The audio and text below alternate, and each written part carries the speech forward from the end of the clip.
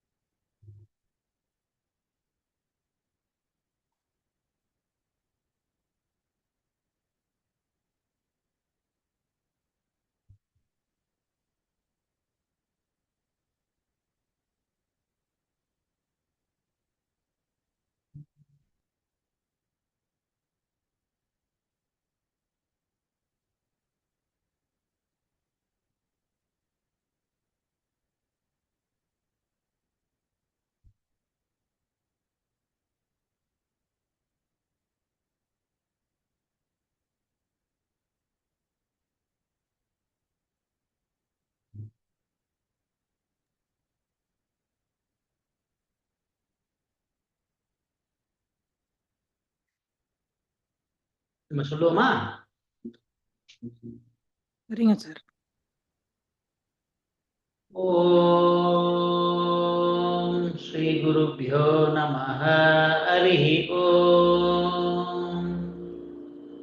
ஓம் ஸ்ரீ குருப்யோ நமஹ. ஹரி ஓம். ஹர நம பார்வதி பதயே. ஹர ஹர மகாதேவா. நமஸ்காரம் சார். தென்னாடுடைய சிவனே போற்றி. எந்நாட்டவர்க்கும் நாட்டவர்க்கும் இறைவா இறைவா போற்றி. போற்றி போற்றி. ஊழியர்கோன் வெப்பொழித்த புகழியர்கோன் கழல் போற்றி. ஊழியர்கோன் உயிர்கோன் வெப்பொழித்த வெப்பொழித்த பகழியர்கோன் கழல் புகழியர்கோன் கழல் போற்றி. போற்றி. ஆழிமிசை கல்மிதப்பில் அணைந்த பிரானடி போற்றி. ஆழிமிக்க கல்மிதப்பில் அணைந்த அணைந்த பிரானடி பிரானடி போற்றி. போற்றி. வாழி திருநாவலூர் வன் தொண்டற்பதம் போற்றி. வாழி திருநாவலூர் வன் தொண்டர் பதம் போற்றி. ஊழிமலி திருவாத ஊரர் திருத்தாள் போற்றி. ஊழிமலி திருவாத ஊரர் திருத்தாள் போற்றி. வான் கலந்த மாணிக்க வாசகா. வான் கலந்த மாணிக்க வாசகா. வாசகத்தை நான் கலந்து பாடும் வாசகத்தை நான் கலந்து பாடுங்கால். நற்கருப்பஞ்சாற்றினிலே தேன் கலந்து. நற்கற்பஞ்சாற்றினிலே தேன் கலந்து. பால் கலந்து செழுங்கனி தீஞ்சுவை கலந்து. பால் கலந்து செழுங்கனி கலந்து. தீஞ்சுவை கலந்து. உன் கலந்து உயிர் கலந்து. கலந்து உயிர் கலந்து. வட்டாமல் இனிப்பதுவே.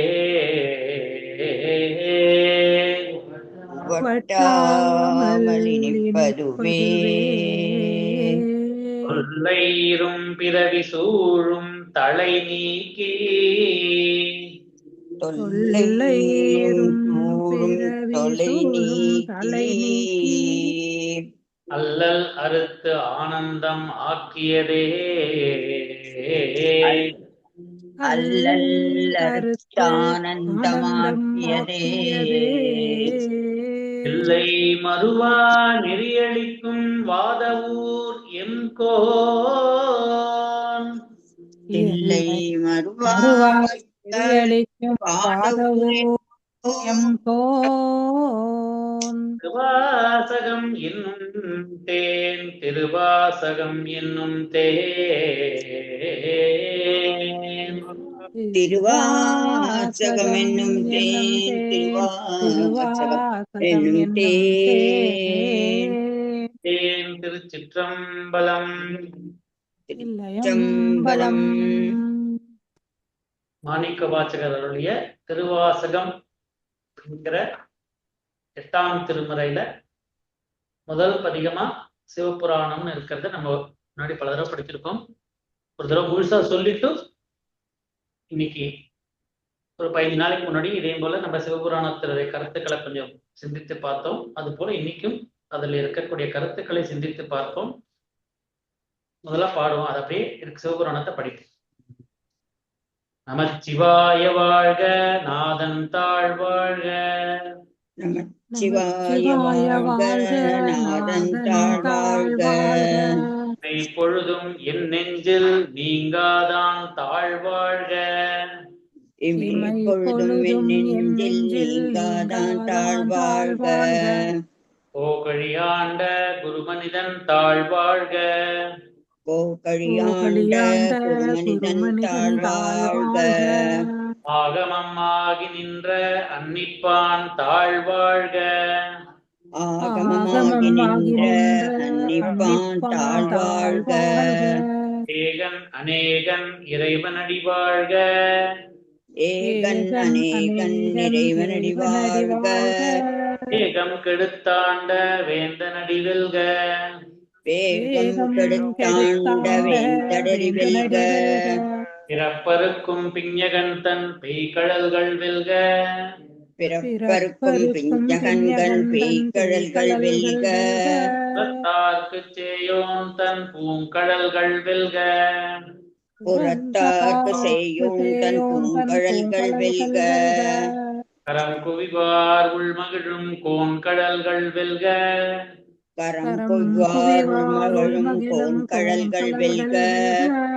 கரம் குவிவார் ஓங்குவிக்கும் சீரோன் கடல் வெல்க. சிரம் குவிவார் ஓங்குவிக்கும் சீரோன் கடல் வெல்க. ஈசனடி போற்றி எந்தையடி போற்றி. ஈசனடி போற்றி எந்தையடி போற்றி. தேசனடி போற்றி சிவன் சேவடி போற்றி. தேசனடி போற்றி சிவன் சேவடி போற்றி. நேயத்தே நின்ற நிமலனடி போற்றி. நேயத்தே நின்ற நிமலனடி போற்றி. மாயப் பிறப்பருக்கும் மன்னனடி போற்றி.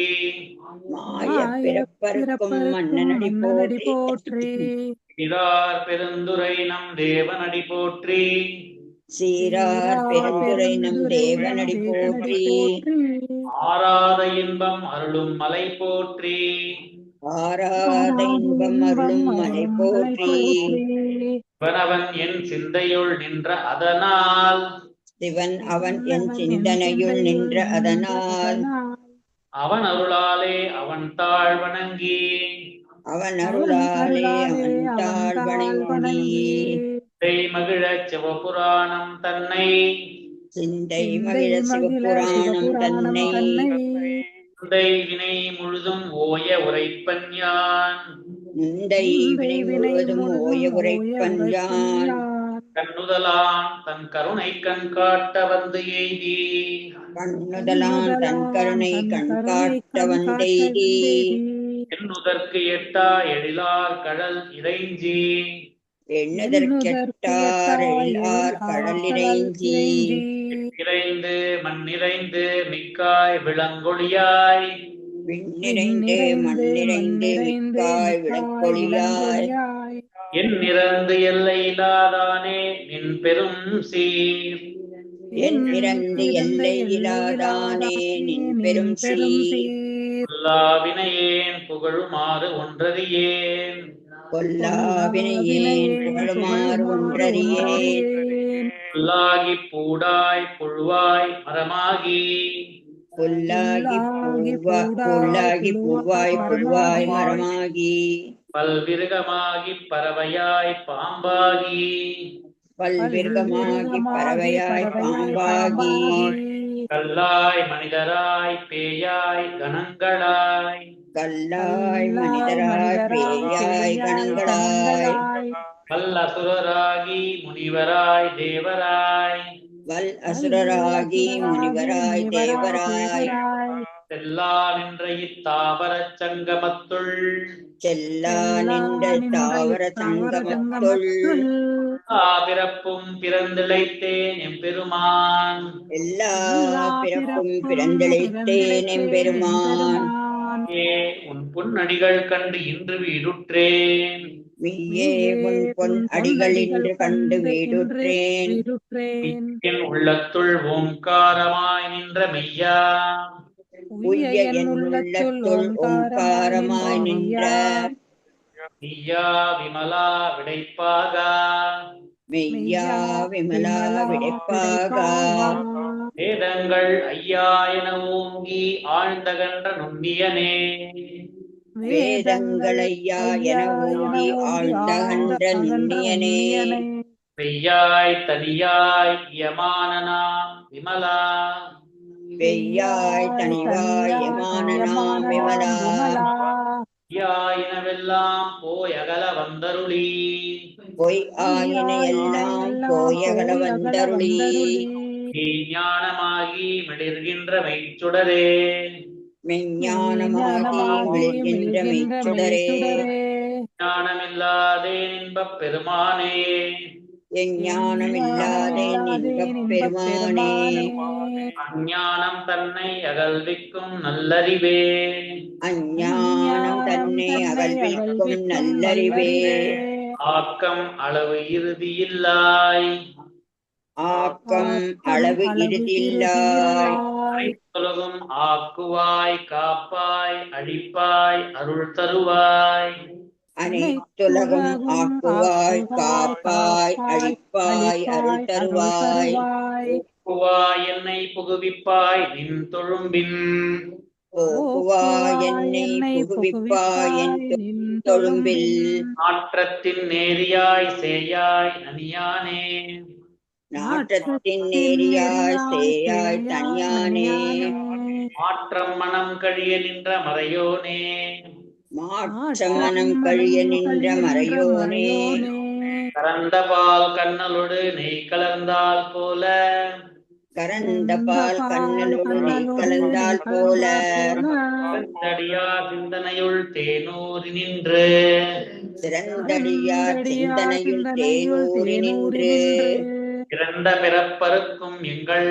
பெருமான் பிறந்த பிறப்பருக்கும் எங்கள் பெருமான் இரங்கள் ஓரைந்துடையாய் விண்ணோர்களேத்த மறைந்திருந்தாய் நிறங்கள் ஓரைந்துடையாய் விண்ணோர்களேத்த மறைந்திருந்தாய் பெருமான் வல்வினையேன் தன்னை பெருமான் வல்வினையேன் தன்னை மறைந்திட மூடிய மாய இருளை மறைந்திட மூடிய மாய இருளை அறம் பாவம் என்னும் அருங்கயிற்றால் கட்டி அறம் பாவம் என்னும் அருங்கயிற்றால் கட்டி புறந்தோல் போர்த்தெங்கும் புழு அழுக்கு மூடி புறந்தோல் போர்த்தெங்கும் புழு அழுக்கு மூடி மலஞ்சோறும் 9 வாயிற் குடிலை மலஞ்சோறும் 9 வாயில் குடிலை மலங்க புலன் 5 வஞ்சனையை செய்ய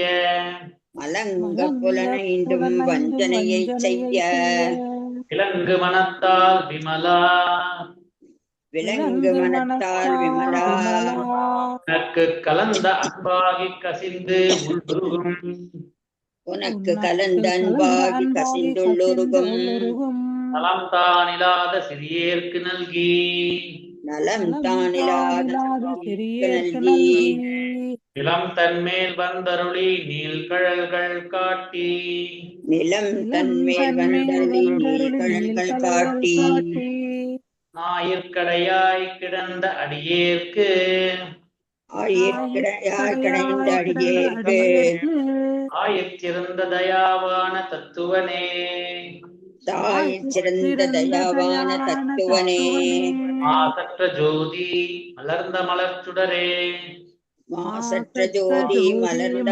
மலர்தொடரே தேசனே தேனாரமுதே சிவபுரனே தேசனே தேனாரமுதே சிரபுரனே பாசமாம் பற்றறுத்து பாரிக்கும் மாரியனே பாசமாம் பற்றறுத்து பாரிக்கும் மாரியனே நேச அருள் புரிந்து நெஞ்சில் வஞ்சம் கெட நேச அருள் புரிந்து நெஞ்சில் வஞ்சம் கெட பேராது நின்ற பெரும் கருணை பேராரே பேராது நின்ற பெருங்கருணை பேராரே ஆறாமுதே அளவிலா பெம்மானே ஆறாமுதே அளவிலா பெம்மானே ஓராதார் உள்ளத்து ஒளிக்கும் ஒளியானே ஓராதார் உள்ளத்து ஒளிக்கும் ஒளியானே நீராய் உருக்கிய நாருயிராய் நின்றானே நீராய் உருக்கிய நாருயிராய் நின்றானே இன்பமும் துன்பமும் இல்லானே உள்ளானே இன்பமும் துன்பமும் உள்ளானே அன்பருக்கு அன்பனே யாவையுமாய் அல்லையுமாய் அன்பருக்கு அன்பனே யாவையுமாய் அன்பையுமாய் ஜோதியனே துன்னிருளே தோன்றா பெருமையனே ஜோதியனே துன்னிரளே தோன்றா பெருமையனே ஆதியனே அந்தம் நடுவாகி அல்லானே ஆதியனே அந்தம் நடுவாகியல்தானே ஈர்த்து என்னை ஆட்கொண்ட எந்தை பெருமானே ஈர்த்தென்னை ஆட்கொண்ட எந்தை பெருமானே கூட்டமே ஞானத்தால் கொண்டுணர்வார் தம் கருத்தின் நோக்கரிய நோக்கே கூட்டமெஞ்ஞானத்தால் கொண்டுணர்வாய் தம் கருத்தில் நோக்கரிய நோக்கே நுணுக்கரிய நுண்ணுணர்வே உள்கரிய நுண்ணுணர்வே போக்கும் வரவும் புணர்வு விழா புண்ணியனே போகும் வரும் விழா புண்ணியனே காக்கும் என் காவலனே காக்கும் என் காவலனே காண்பரிய பேரொளியே காண்பரிய பேரொளியே ஆற்றின்ப வெள்ளமே ஆற்றின்ப வெள்ளமே மிக்காய் நின்ற அத்தா மிக்காய் நின்ற தோற்றச் சுடரொளியாய் சொல்லாத நுண்ணுணர்வாய் தோற்றச் சுடரொளியாய் சொல்லாத நுண்ணுணர்வாய் மற்றமாம் வையகத்தின் வெவ்வேறே வந்த அறிவாம் தேற்றனே மாற்றமாம் வையகத்தின் வெவ்வேறே வந்தறிவாம் தேற்றத் தெளிவே தேற்றத் தெளிவே என் சிந்தனையுள் ஊற்றான உன்னாரமுதே உடையானே சிந்தனையுள் ஊற்றான உன்னார் அமுதே உடையானே வேற்று விகார விடக்குடம்பின் உட்கிடப்ப ஆற்றேன் வேற்று விகார விடக்குடம்பின் உள்கிடப்பாற்றேன் எம் ஐயா அரணே ஓ என்றென்று எம் ஐயா அரணே ஓ என்றென்று போற்றி புகழ்ந்திருந்து பொய்கெட்டு மெய்யானார் போற்றி புகழ்ந்திருந்து பொய்கெட்டு மெய்யானார் இங்கு வந்து வினைப்பிறவி சாராமே மீட்டிங்கு வந்து வினைப்பிறவி சாராமே கள்ளப்புலக்குரம்பை கட்டழிக்க வல்லானே கள்ளப்புலக்குரம்பை கட்டழிக்க வல்லானே நள்ளிருளில் நட்டம் பயின்றாடும் நாதனே நள்ளிரளில் நட்டம் பயின்றாடும் நாதனே கூத்தனே எல்லையுள் கூத்தனே தென்பாண்டி நாட்டானே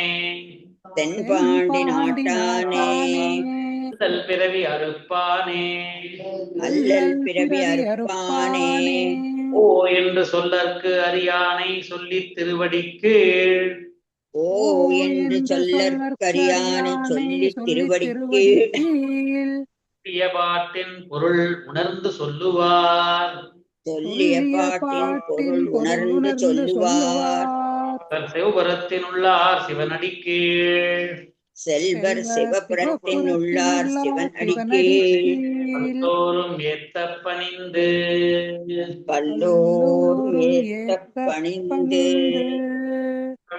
பலம் திருச்சிற்றம்பலம்.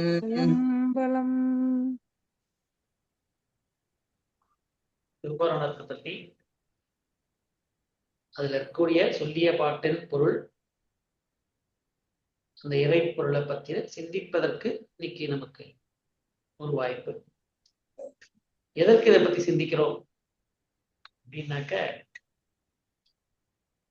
இந்த மனித பிறப்புல நமக்கு கிடைத்திருக்கிற அறிவானது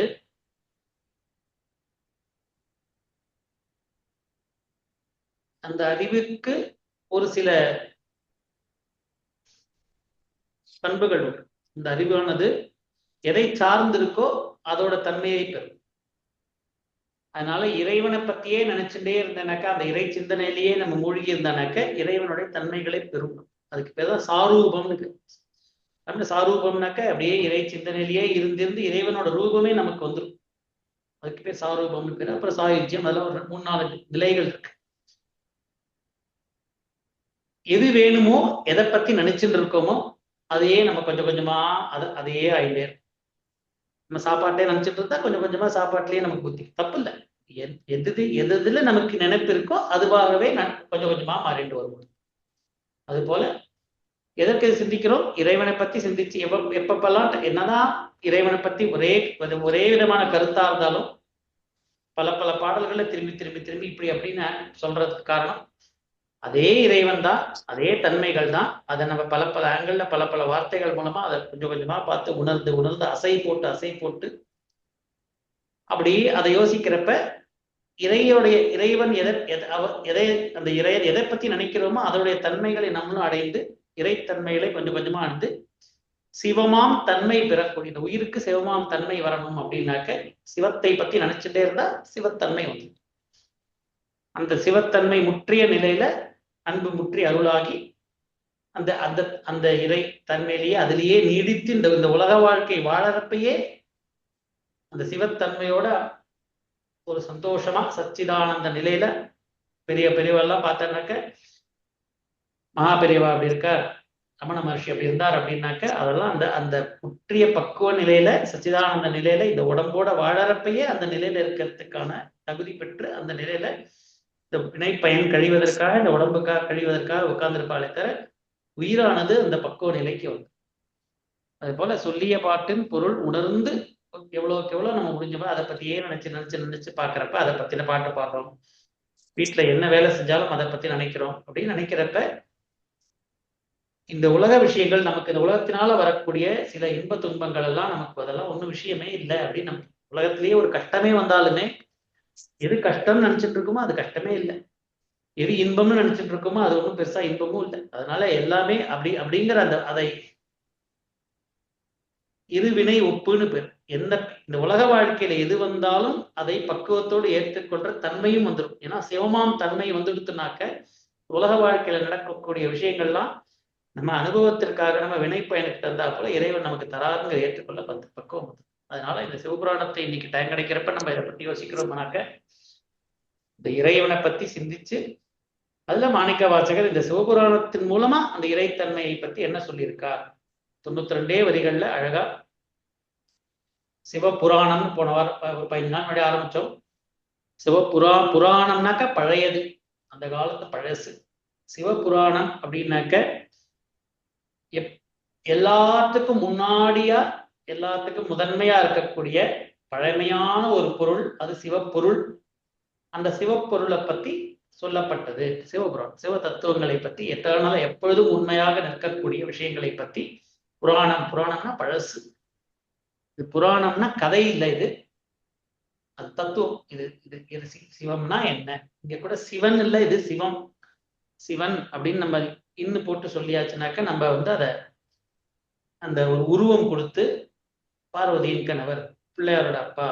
இந்த பாருங்க சிவபுராணம்னு படிக்கிறோம், 92 வரி படிச்சோம். இதுல எங்கேயாவது வந்து இவர் பார்வதியின் கணவர், பிள்ளையாரின் அப்பா அப்படிலாம் ஏதாவது அந்த கதைகள் சம்பந்தமா ஏதாவது வந்திருக்கா? ஒண்ணுமே வராது. ஏன்னா இது கதை இல்லை, இது சிவபுராணங்கிறது சிவத்தை பத்தின தத்துவம். அந்த தத்துவத்தை பத்தி நம்ம சிந்திக்க அதோடைய தன்மைகளும் நமக்கு கொஞ்சம் கொஞ்சம் வரட்டும், ஒரு 1% நமக்கு வரட்டும் அப்படிங்கிற ஒரு, அதை தவிர வேற பண்றதுக்கு இது சிந்திக்கிறதை தவிர இந்த உலகத்துல வேற எதையும் உழுந்து அதுலயே ஆழ்ந்திருக்கு. நம்ம கடமைகளை பண்ணணும். நம்ம கடமைகளுக்கு நம்ம தினைக்கும் குளிச்சு ஆபீஸ்க்கு போய் வீட்டுல சமைச்சு குழந்தைகளை கவனிச்சுட்டு இது என்னென்ன இந்த உடம்புக்கான என்னென்ன கடமைகள் நமக்கு உண்டோ அத்தனை கடமைகளையும் பண்றோம். கடமைகளை பண்ற போதே இந்த இறைத்தன்மையே நினைச்சிருந்து முடிஞ்ச வரைக்கும் இந்த இறைத்தன்மையிலேயே அதுலயே அந்த இறைவனை பத்தின சிந்தனையிலேயே ஊறி ஊறி ஊறி ஊறி ஊறி முத்தைத்தரு பத்தின்னு நம்ம படிக்கணும் இல்லையா. முத்து எப்படி அந்த சிப்பியானது மழை துளியை வாங்கினதுக்கு அப்புறம் அப்படியே அதை போட்டு உருட்டிண்டே உருட்டி உருட்டி உருட்டி உருட்டி உருட்டி உருட்டி அந்த மழை துளியானது உருண்டு உருண்டு உருண்டு முத்தா போனது போல அப்படியே உருட்டிண்டே இறை சிந்தனையை போட்டு உருட்டிண்டே இருக்க வேண்டியது நம்மளோட வேலை. அதான் முத்தைத்தரு பக்தின்னு சொல்றோமே. பக்தியானது எப்படி இருக்கணுமா, இறைவன் அப்படிங்கிற ஒரு தத்துவத்தை பிடிச்சுட்டாச்சுன்னா அது அப்படியே உருட்டிண்டே இருக்க வேண்டியதான். அந்த உருட்டி அந்த வெறும் நீர்த்துளியானது முத்து போல ஆறா வரைக்கும் அதை உருட்டிண்டே இருக்கணும். அப்படி ஆயிடுச்சுன்னா எப்படி நீர்த்துளியானது முத்து வந்ததோ அது போல உயிரானது முக்தி அடைஞ்சிடும். அதான் முத்தைத்தரு பக்தி அப்படின்னு சொல்றாங்க. அப்படி நம்ம படிக்க ஆரம்பிச்சோம். அப்படி நம்ம இந்த சிவபுராணத்தை பத்தி சிந்திக்கிறப்ப இது எப்பொழுதும் நம்ம சத்சங்கத்துல பாட்டு பாடுற மாதிரி இல்லாம, அதனால உங்களுக்கு ஏதாவது சந்தேகங்கள் அப்படின்னு நான் சொல்லிட்டு இருக்கிறப்பயே ஏதாவது நீங்க கேட்கணும்னா கூட நிறுத்தி கேளுங்க, தப்பே கிடையாது. இதை பத்தி நம்ம சிந்திக்கிறதுக்கு தான் வந்திருக்கோம். அதனால நிறுத்தி இது நீங்க சொல்றது புரியல, இல்ல இப்படி போட்டிருக்கேன் அப்படின்னா என்ன அர்த்தம், இங்க வேற மாதிரி சொல்லியிருக்கேன், நீங்க என்ன வேணாலும் கேளுங்க. உங்க சௌரியம், உங்க மனசுக்கு என்ன தோணினதோ, உங்க மனசுல இறைவன் எதை தோண வச்சாரோ அதை நீங்க கேட்கலாம். இறைவன் அதே மாதிரி என் வாயிலிருந்து என்ன சொல்ல வைக்கிறாரோ அதையும் நம்ம கேட்கலாம். அப்படி சிவபுராணத்துல நமச்சிவாய வாழ்கன்னு ஆரம்பிச்சு முதல் ஒரு 16-17 வரிகள் நம்ம படிக்க போன வாரம் வரைக்கும் அதை சிவபுராணம் சொல்ல போறேன் அப்படின்னு ஆரம்பிக்கிற வரைக்கும் நம்ம போற்றி போற்றின்னு ஒரு 16 வரி நமச்சிவாய வாழ்க நாதன் தாழ் வாழ்க அப்படின்னு இறைவனை பத்தி வாழ்க வாழ்கன்னு அதையும் நான் போன வாரம் சொல்ற பிரச்சனை. நமச்சிவாயங்கிறது மந்திர நிலை, அதுல திருப்பி போக வேண்டாம். நமச்சிவாய வாழ்க நாதன் தாழ் வாழ்கன்னு ஆரம்பிச்சு அதுல இருந்து சீரார் பெருந்துரை நம் தேவனடி போற்றி ஆறாத இன்பம் அருளும் மலை போற்றி அப்படின்னு 16 வரி முதல்ல இறைவனை போற்றி போற்றி போற்றி போற்றின்னு எப்படியெல்லாம் பிரிஞ்சு நிற்கக்கூடிய இந்த இறைவனை போற்றி பண்றார் முதல்ல எடுத்தோன்னு. அதுக்கப்புறம் ஒரு 4 வரி சங்கல்பம் மாதிரி சிவபுராணம்னு நான் சொல்ல போறேன் அப்படின்னு சொல்றாரு. சிவன் அவன் என் சிந்தையுள் நின்ற அதனால் அவன் அருளாலை அவன் தாழ் வணங்கி சிந்தை மகிழ சிவபுராணத்தினை முந்தைய முழுதும் போய உரைப்பன் யான் சொல்ல போறேன் அப்படின்னு இன்ட்ரோடியூஸ் பண்ணிக்கிறது. ஏன் சொல்ல போறேன்? சிவபுராணம் சொல்றதுனால எனக்கு எப்படி இருக்கு, சிந்தை மகிழ ரொம்ப சந்தோஷமா இருக்கு. சிவபுராணத்தை நினைச்சாலே எனக்கு சந்தோஷமா இருக்கு, சிந்தை மகிழ. அது சொல்றதுனால என்ன ஆகும், இறைவனை பத்தின நினைப்பிலேயே இருக்கிறதுனால இந்த உடல் எந்த வேலையை பண்ணாலும் அதுக்கு வினை ஒட்டாது. அதனால முந்தை வினை முழுதும் நமக்கு ஏற்பட்ட வினைகள் எல்லாம் கழியறதுக்கு ஒரே வழி சிவத்தை பத்தி நினைச்சுட்டே அது தன்மையிலேயே இந்த உலக வாழ்க்கையில என்ன காரியங்கள் பண்ணினாலும் சிவத்தை நினைச்சுட்டே பண்றப்ப நமக்கு வினை ஒட்டாது. அதனால இந்த வினை முழுதும் ஒழியணும் அப்படின்னாக்க சிவத்தை நினைத்த நிலையிலேயே இருக்கணும் அப்படிங்கிறதுக்காக சொல்றேன். அதுவும் எப்படி சொல்றேன், அவன் அருளாலே அவன் தாழ்வு. நானா சொல்லல, என்னை சொல்ல வச்சார், அதனால நான் சொல்றேன். அவன் அருளாலே அவன் தாழ்வு, அவர் தான் என்னை சொல்ல உள்ளே இருந்து சொல்ல. அது எங்க இருந்தார், சிவன் அவன் என் சிந்தையுள் நின்றதனால் என் கூடையே இருந்துருக்காரு இத்தனை வருஷமா. மாணிக்க வாசகர் சொல்றார், இந்த மாணிக்க வாசகர் கதையை நம்ம முன்னாடி படிச்சிருக்கோம். அவர் பாண்டிய நாட்டுல மந்திரியா இருக்க, பிரதம மந்திரியா இருக்க. பிரதம மந்திரியா இருந்துட்டும் அந்த மந்திரிக்கான கடமைகள் எல்லாம் செஞ்சுட்டு வர்றார். அப்ப மந்திரியா இருந்து குதிரை வாங்க போற நேரத்துல போற வழியில அவருக்கு குரு உபதேசம் நடந்து இறைவனை பத்தி பாடெல்லாம் பாட ஆரம்பிச்சுடுறாரு. அப்ப அதுக்கு முன்னாடி வரைக்கும் சிவங்கிறது அவர் கூட இல்லையா? சிவம்ங்கிறது ஆரம்பத்துல இருந்தே அவர் கூட, சின்ன வயசுல பிறந்ததுல இருந்து அவர் கூட இருந்துட்டே தான் இருக்கு. மாணிக்க வாசகருக்கு மட்டும் இல்ல, நமக்கும் எல்லாருக்கும், நம்ம ஒவ்வொருத்தருக்கும் நம்ம கூடவே உள்ள சிவம் இருந்துட்டே தான் இருக்க. சிவன் அவன் என் சிந்தையுள் நின்ற அதனால் எப்பயும் நின்று கொண்டே இருக்கிறான். நான் பிறக்கிறதுக்கு முன்னாடில இருந்து நின்று இருக்கார். பிறந்து நான் இருந்தாலும் இருப்பார், என் கூடவே என் பக்கத்திலேயே இருந்துட்டே தான் இருக்கார். அது நமக்கு தெரியாமையா இருக்கலாமே தவிர அந்த இறைவனானவர் நம்ம கூடவே தாய் போல வந்துட்டே இருக்கார். அப்படி அவர் நின்றுட்டே இருக்கிறதுனால சிவன் அவன் என் சிந்தையுள் நின்ற அதனால் அவர் உள்ளேயே இருந்துருக்கார். ஒரு நாள் பார்த்து, போதும்பா உனக்கு இந்த வாழ்க்கையில நீ பெற வேண்டிய அனுபவங்கள்லாம் பார்த்தது போதும், இப்ப நீ இறைவனை பத்தி நீ நினை அப்படின்னு கொஞ்சம் எனக்கு நம் உயிரை கொஞ்சம் பக்குவப்படுத்த ஆரம்பிக்கிறார். அப்ப அவன் அருளாலே அவன் தாழ் வணங்கி, அப்போ பக்குவப்பட்டு இறைவன்னா என்ன அப்படிங்கிற அந்த சிந்தனை எனக்கு லைட்டா ஆரம்பிச்சு மந்திரியாவே அந்த உலக வாழ்க்கையிலேயே வாழ்ந்துருந்த எனக்கு கொஞ்சம் இறைவனை பத்தி யோசிக்கிற தன்மை கொடுத்த. எப்படின்னா, சிவன் உள்ளேயே இருக்கிறதுனால, சிவனவன் என் சிந்தையுள் நின்ற அதனால் அவர் ஒரு நாள் திடீர்னு எனக்கு பக்குவம் பண்ணி அவன் அருளாலே அவன் தாழ் இது அவருக்கு மட்டும் இல்லை, எல்லா உயிர்களுக்கும் இது பொது. எல்லா உயிர்களும் கூடவே இருந்துருக்கார். ஒரு நாளைக்கு பக்குவப்பட்ட நிலையில நிறைய பார்த்துட்ட, கொஞ்சம் நீ இறைவனையும் பார்க்க ஆரம்பி அப்படின்னு நம்மளை கொஞ்சம் கொஞ்சமா எங்கேருந்து எப்படி திருப்பி விடுவான்னு தெரியாது, எப்படியோ திருப்பி விடுவார். திருப்பி விட ஆரம்பிச்சுன்னா அதுலயே ருச்சி ஏற்பட்டு கொஞ்சம் கொஞ்சமா நமக்கு பக்குவப்பட வேண்டிய நேரத்துல தடுத்து நமக்கு என்ன கிடைக்கணுமோ அவரே கொடுப்பார். வேண்டத்தக்கது அறிவோய் நீ. இறைவன் நமக்கு என்னென்ன கொடுக்கணுங்கிறது நம்ம கேட்க வேண்டிய அவசியம் இல்லை. இறைவனே பார்த்து உன்னுடைய பக்குவத்துக்கு உன்னுடைய வினைப்பயனுக்கு என்னென்ன அடுத்தது வேணும்னு கொண்டு போய் நம்மளுடைய கடமை ஒன்னே ஒண்ணு, இறைத்தன்மையை நினைச்சுட்டு நம்ம இந்த உலக வாழ்க்கையை வாழ்ந்தானாக்க மேல மேல என்னென்ன காண்பித்து கூட்டிட்டு போகணுமோ அதை அவர் காண்பித்தே போவார். அப்படி அவன் அருளாலே அவன் தாழ் வினைக்கு சிந்தை மகிழ அப்படி என்ன சிவபுராணம் தன்னை முந்தை வினை முழுதும் உரை பண்ணா அப்படின்னு முதல் 20 வரி 16 வரி போற்றி போற்றி இறைவனை பத்தி போற்றி சொல்லிட்டு ஒரு 4 வரி சங்கல்பம் மாதிரி நான் சொல்ல போறேன் அப்படின்னு நான் நினைக்கிறேன். 21வது வரியில இருந்துதான் முதல் வரியே. சிவபுராணத்துல கண்ணுதலான் தன் கருணை கண் காட்ட வந்தேவி. அந்த கண்ணுதலான், நுதல்னாக்க நெற்றி, கண்ணுதலான்னாக்க நெற்றிக்கனுடையவன் அர்த்தம்.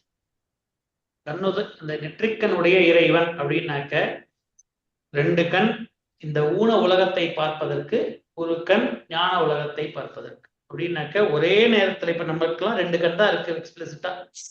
அப்படின்னாக்க கண்ணை திறந்து பார்த்தா இந்த ஊன விஷயங்கள் மட்டும்தான் தெரியும், பஞ்சபூதங்களான விஷயங்கள் மட்டும்தான் தெரியும். அப்ப நமக்கு 2 கண் தான் செயல்பட்டு கொண்டிருக்கிறது. இதே ஞானியர்களுக்கு கொஞ்சம் 3வது விழியும் திறந்த நிலையில இருக்கார்கள். அப்படின்னா என்ன அர்த்தம்னாக்க, ஒரு அகத்தியர் இருந்தார், அருணகிரிநாதர் இருந்தார், ஒரு திருஞான சம்பந்தர் இருந்தார். அப்படின்னாக்க 3வது கண்ணும் திறந்த நிலையில. அப்படின்னாக்க அதை கோடு போட்டு இப்படி கண்ணெல்லாம் இருக்கணும்னு அவசியம் இல்லை. முழிச்சுட்டு இருக்கிற நிலையில அந்த இறைவன் அப்படிங்கிற சிந்தனையை உணர்ந்து, இறை சிந்தனையோட உணர்ந்து, அதே ஊனக்கண் எப்படி இந்த உலகத்தை பார்க்கிறதோ அது போல இறைவனையும் அதே நேரத்துல பார்க்கக்கூடிய தன்மை தான் அந்த 3வது கண். அதான் அந்த இறைவன் கண்ணுதலான் தன் கருணை கண் காட்ட வந்து ஏகி எண்ணுதற்கு எட்டா எழிலார்கள் எரிஞ்சி விண்ணிறைந்து மண்ணிறந்து மிக்காய் விளங்கொழியா எண்ணிறந்து எல்லையில்லாதானே. எந்த மாதிரி இறைவனை பத்தி சொல்ல ஆரம்பிக்கிறேன். இப்ப நம்ம சொல்ல போற இந்த சிவபுராணத்தை சொல்லக்கூடிய இறைவனாதவன் எண்ணுதற்கு எட்டா, என்ன இப்படித்தான் அப்படித்தான் அப்படின்னு வர்ணிச்சு சொல்ல முடியாதவன், எண்ணுதற்கு எட்டா. அப்படிலாம் சட்டுன்னு நம்ம நினைச்சு பார்த்து காம்ப்ரிஹெண்ட் பண்ணிட முடியாதுன்னு முதல்ல ஆரம்பிக்கிறார். பின்னிறைந்து மண்ணிறைந்து மிக்காய், இப்படி இந்த உலகம் ஃபுல்லாவும் இருந்து அதற்கு அப்புறமும் விலங்கு ஒளியாய் எல்லா இடமும் இருக்கக்கூடிய அந்த சுடர் போல இருக்கக்கூடிய அந்த இறைவன் எண்ணிறந்தா கவுண்ட்லெஸ். என்ன நம் கையால நம்ம விரல் நம்பர் விட்டு எண்ணிட முடியாது. எண்ணிறந்து எல்லை இல்லாதான, அப்படி எல்லை இல்லாமல் எங்கேயும் விரிந்து இருக்கக்கூடிய இறைவன். அதுதான் நம்ம கடவுள். அப்படின்னாக்க அனைத்தையும் கடந்தும் எல்லாவற்றிலும் உள்ளிலும் இருக்கக்கூடியவன் கடவுள் அப்படின்னு பார்ப்போம். கடவுள்ங்கிற வார்த்தைக்கு இந்த உலகத்துல இருக்கக்கூடிய அத்தனை விஷயங்கள்லையும் அதற்குள்ளேயும் இருக்கார், அதற்கு அப்பாற்பட்டு மிக்காய் அதற்கு வெளியிலையும் இருக்கார். அப்படி அந்த எண்ணுதற்கு எட்டா விண்ணிறைந்து மின்னிறைந்து மிக்காய் விளங்கொழியா எண்ணிறந்து எல்லை இல்லாதானே பெருஞ்சந்தி. இறைவனை என்னால வார்த்தையால சொல்ல முடியல. பொல்லாவினியேன் புகழும் 6 ஒன்றறியேன். 6னாக்க நெறி, அது 6னா அது வழி. புகழும் 6, உன்னை புகழக்கூடிய வழி எனக்கு தெரியலை. ஏன்னாக்க உன்னை புகழக்கூடிய எனக்கு தெரிஞ்ச வார்த்தைகளை வச்சுதான் நான் சொல்ல முடியும். எனக்கு தெரிஞ்ச வார்த்தைகள் உன்னுடைய தன்மைகளை முழுதாக வர்ணிக்கிறதுக்கான வர்ணிக்க முடியாது, வார்த்தைகளால வர்ணிக்க முடியாது. சொல் பதம் கடந்த நிலை எதுங்கிறதுனால பொல்லாவினேன் புகழுமாறு ஒன்றறியேன், உன்னை எனக்கு அறிய தெரியாது. 25 வரியில சொல்லுங்க. இந்த 26வது வரியிலேருந்து நம்ம இந்த உயிர்களானது எப்படி பல நிலைகள்ல பல பல பல பிறவி எடுத்து கடைசியா இறைவனை வீடு உற்றேன்னு சொல்றதை பார்ப்போம். அதற்கு முன்னாடி இறைவனை பத்தி பார்த்துட்டோம். உயிர்கள் நம்மெல்லாம் பசு பதி பாசம்னு பார்க்கிறோம். பத்தினாக்க இறைவன், பசுங்கிறது நம்ம உயிர்கள். நம்ம எல்லாம் நமக்கும் இறைவனுக்கும் என்ன வித்தியாசம்னா, நமக்கும் நான் சொல்லக்கூடியது இந்த அறிவு பொருள், விஷயங்களை அறியக்கூடிய தன்மை இருக்கே நம்ம ஆன்மாக்கு, அதுதான் அறிவு பொருள். நமக்கும் நாமும் அறிவு பொருள் தான், இறைவனும் அறிவு பொருள் தான். ஒரே ஒரு வித்தியாசம், நம்மளுடைய அறிவானது இந்த மலத்தோடைய கலப்புனால மங்கி இருக்கு. அதோடைய தன்மை முழு தன்மையை உணராமல் இருக்கு. இறைவன்கிறது முழு தன்மையை உணர்ந்து மலங்கள் அடங்கிய நிலையில முழுசுமா உணர்ந்து பல விஷயங்களை ஒரே நேரத்தில் அறியக்கூடிய தன்மையோட இருக்கு. அது ஒண்ணுதான் வித்தியாசம்.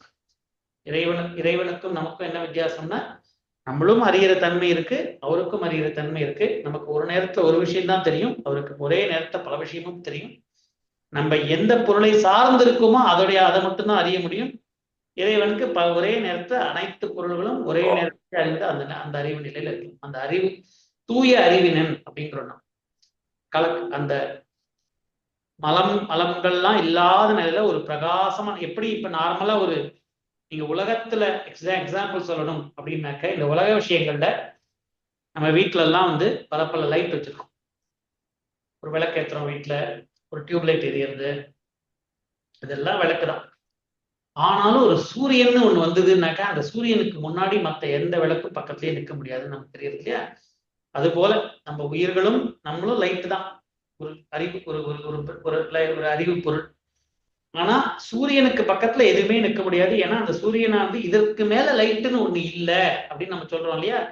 அதனாலதான் நம்ம வேதங்கள்ல எல்லாம் சூரியன் அதை தொடர்றதுக்கு காரணமே, இறைவனை தான் தொடரணும், இறைவனை தான் நம்ம வேண்டிட்டு இருக்கோம்.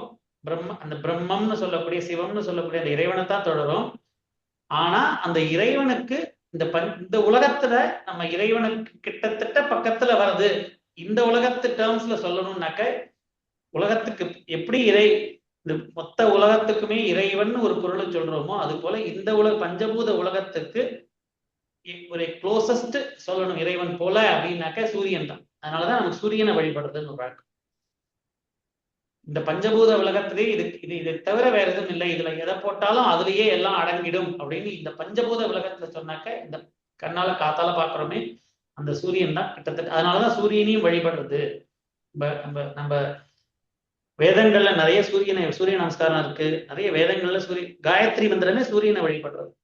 சூரியன் போல இந்த சூரியனுக்கு எப்படி இந்த உலகத்துல எப்படி சூரியன்கிட்ட பிரகாசம் இருக்கோ, அது போல அந்த பிரம்மத்துக்கிட்ட இருக்கிற பிரகாசம் எனக்கும் வரட்டும் அப்படின்னு தான் காயத்ரி ஜபத்தை சொல்றோம். அது போல அந்த இந்த உயிரானது பலங்கள் கலந்த நிலையில இந்த உலகத்துல அவர் நமக்கு உலகத்தை படைத்த அது பின்னாடி சொல்றேன். இந்த உலகத்தை படைத்து நமக்கு அனுபவப்பட்டுவான்னு அனுப்பி வைக்கிறார். இந்த 26ல இருந்து என்ன சொல்றார்? புல்லாகி பூடாய் புழுவாய் மரமாகி பல்விருகமாகி பறவையாய் பாம்பாகி கல்லாய் மனிதராய் பேயாய் கணங்களாய் வல்லசுரராகி முனிவராய் தேவராய் செல்லான் என்ற இத்தாவர சங்கமத்துள் எல்லா பிறப்பும் பிறந்து இழைத்தேன். தாவர ஜங்கமம் அப்படின்னா அசையும் அசையாத அனைத்து விதமான விஷயங்களாகவும் இந்த உலகத்துல பிறந்து பல ஜென்மங்கள் எடுத்தாச்சு. இந்த உயிரானது பல ஜென்மங்கள் எடுத்து பக்குவப்பட்டு அடுத்தடுத்து தன்னுடைய இந்த ஜென்மத்துல நம்ம என்ன வினை பயன் பண்றோம், நம்ம மொத்த வினைகளுக்கு தகுந்த மாதிரி அடுத்த ஜென்மத்துல ஒரு உடம்பு எடுக்கிறோம், புல்லாக பிறக்கிறோம், புழுவா பிறக்கிறோம். அப்படி எத்தனை ஜென்மம் எடுத்தோன்னே நமக்கே தெரியாது. அருணகிரிநாதர் ஒரு திருப்புகள் சொல்றார், சிதம்பரம் திருப்புகள், எழுகடல் மணலை அளவிடின் அதிகம் எனதுடல் பிறவி அவதாரம்.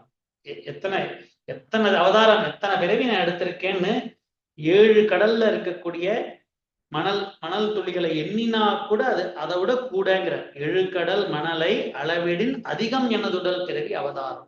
இப்படி எத்தனை பிறவி எடுத்திருக்கோம் நமக்கே தெரியாது. அத்தனை பிறவி புல்லாகி பூடாய் புழுவாய் அப்படி ஒண்ணுன்னா எதுக்கு? திரும்பி போய் அனுபவப்பட்டுவா நம்மளை அனுப்பிட்டே இருக்க.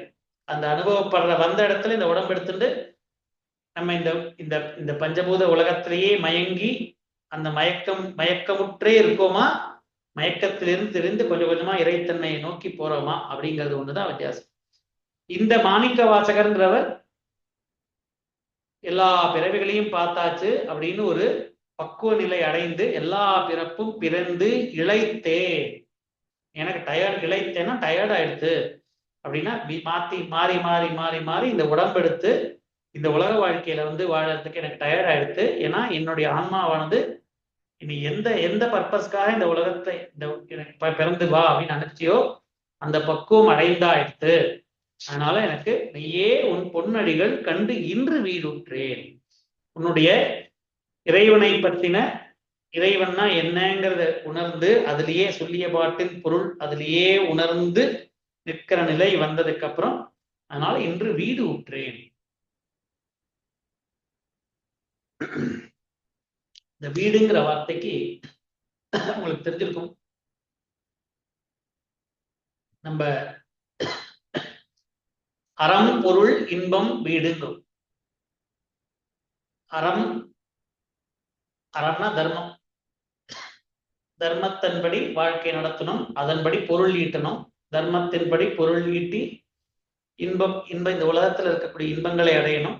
அறம் பொருள் இன்பம் இதெல்லாம் பண்ணிட்டே கரெக்டா பண்ண வேண்டிய அறம்படி இதெல்லாம் பொருள் இட்டு அறம்படி இன்பம் துய்த்தா கொஞ்சம் கொஞ்சமா நமக்கு அந்த ஆன்மா பக்குவப்பட்டு வீடு அடையும் சொல்லுவோம். வீடுனாக்க நார்மலா வீடுங்கிற வார்த்தை எப்படி நம்ம யூஸ் பண்ணுவோம், ஒரு வெளியில போயிட்டுறோம், நம்ம ஆபீஸ்க்கு போயிட்டு திரும்பி வந்துட்டோம்னாக்கா வீட்டுக்கு வந்துட்டோம் அப்படின்னு சொல்லுவோம். வீடுங்கிறது இந்த இப்படி கட்டியிருக்குமே அப்படி இருக்கிற அந்த செங்கலால கட்டியிருக்கிற அது இல்லை, அது ஒரு குடியில் அது பில்டிங்னு வேணா சொல்லலாம். வீடுனாக்க ஹோம்னாக்க எங்க திரும்பி எங்க போனாலும் கடைசியா திரும்பி நம்ம எங்க வருவோமோ அந்த இடத்துக்கு பேர் தான் வீடு. நம்ம வெளியில போவோம், கடைக்கு போறோம்னா கடைக்கு போயிட்டு இந்த திரும்பி வந்து வீட்டுல வந்து படுத்துருவோம். அது நம்ம வீடுங்கிறது நம்மளோட இடம். அது போல வீடு உற்றேன் அப்படின்னாக்க என்னுடைய இடம் எதுன்னா இறைவன் பக்கத்துல உட்கார்ந்து இருக்கிறது என்னோட இடம். சொல்லிய பாட்டின் பொருள் உணர்ந்து சொல்வார் செல்வர் சிவபுரத்தின் உள்ளார் சிவன் அடிக்கீழ்.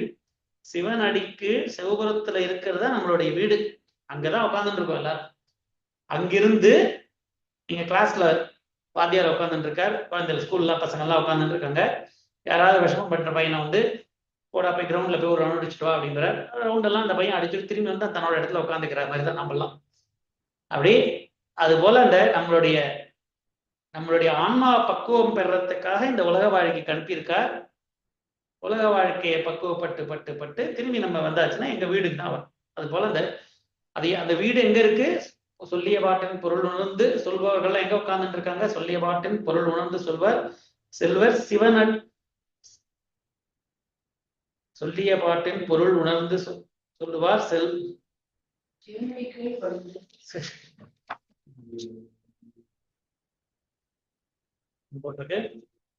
செல்வர் சிவபுரத்தின் உள்ளார். சிவபுரம் அப்படிங்கிற இடத்துல இறைவன் பக்கத்துல சிவபுரத்துல இறைவன் அடியில உட்கார்ந்து இருக்கான் அப்படிங்கிற. அப்படி மெய்யே உன் பொன்னொடிகள் கண்டு இன்று வீடு உற்றேன். நான் திரும்பி வீட்டுக்கு வந்துட்டேன். இன்னைக்குதான் உன்னுடைய முழு என்னுடைய உயிருடைய சச்சிதானந்த தன்மையை நான் உணர்ந்துட்டேன். அந்த வீடு உற்றேன் அப்படிங்கிறது. அப்படியே அந்த வீடு அந்த வீடு பேருங்கிறோம், பேரின்பம்ங்கிறோம். இந்த நிலை கிடைப்பதற்கு உய்யன் உள்ளத்துள் ஓம்காரமா என்ற மெய்யா விமலா விடைப்பாக வேதங்கள் ஐயா என ஓங்கி ஆழ்ந்தகன் நுண்ணினே வெய்யாய் தனியாய் ஏமான நாம் எமலா பொய்யா எனவெல்லாம் பொய்யகல வந்தரளி மெய்ஞானமாகி வெளியிருக்கின்ற மெய்ச்சுடரே.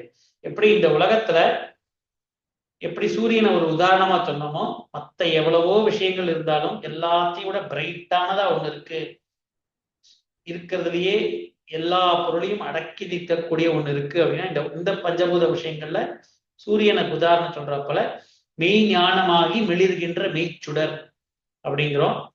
அப்படி இந்த பஞ்சபூத விஷயங்கள்ல சூரியன் போல உண்மையான ஞானமா அறிவு பொருளா மெளிர்கின்ற மெய்ப்பொருள்னு ஒண்ணு இருந்ததுன்னா அதுதான் இறைவன்.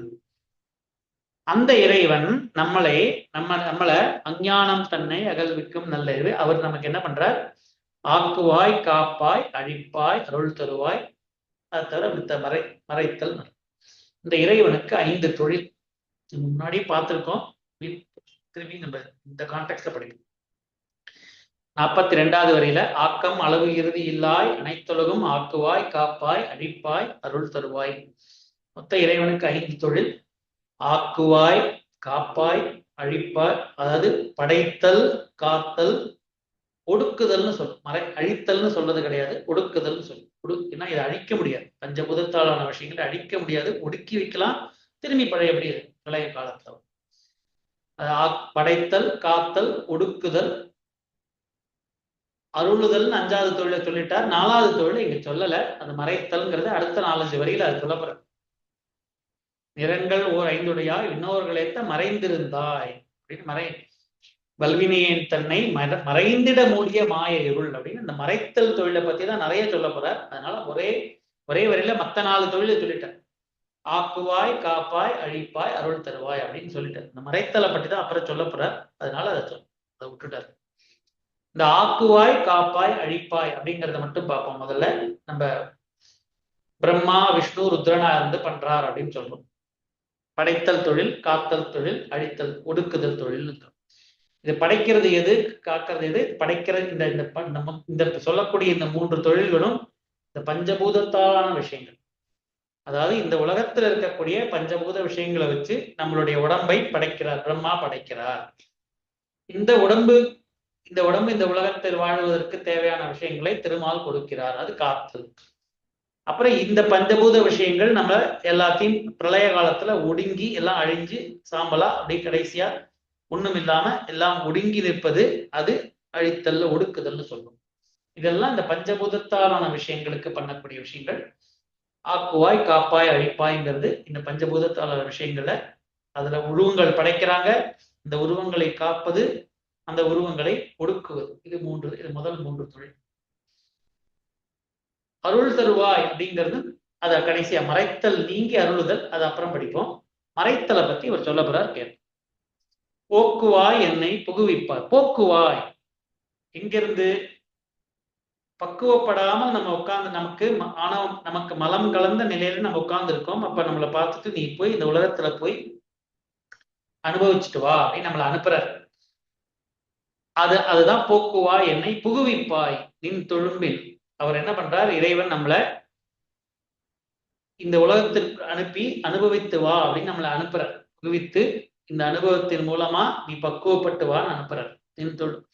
அனுப்பி நாற்றத்தின் நேரியாய், அப்படி அனுப்பினாலும் நாற்றத்தின் நேரியாய் சேயாய் நனியானே. சேயாய்னா ரொம்ப தூரத்துல இருக்கிறவர், நனியான்னா பக்கத்துல. அது போல எல்லாருக்கும் பக்கத்திலேயே நாற்றத்தின் நேரியாய் அப்படின்னாக்க ஒரு பூ இருந்தானாக்க பூ எங்க இருக்கோ நாற்றம் எங்க இருக்கு. நாற்றத்தை கண்ணால பார்க்க முடியாது. வாசனை, நாற்றம்னா வாசனை.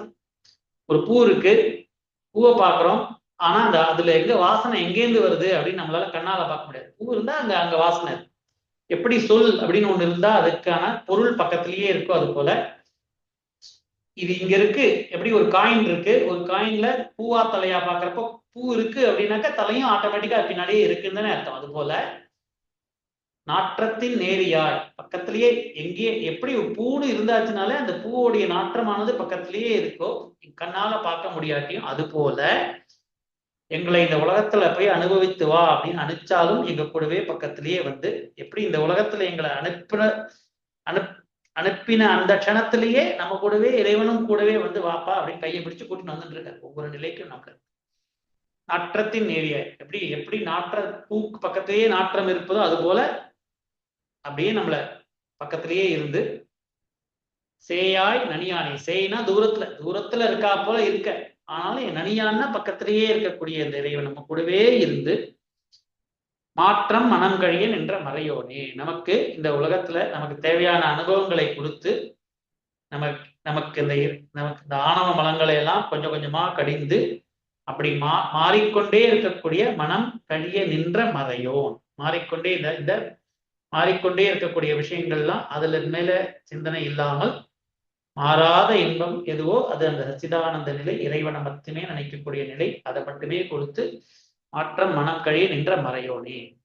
அந்த இறைவன் எங்க நின்று இருக்கார்? கறந்த பால் கண்ணலோடு நெய் கலர்ந்தால் போல சிறந்தடியார் சிந்தனையுள் தேர்வு.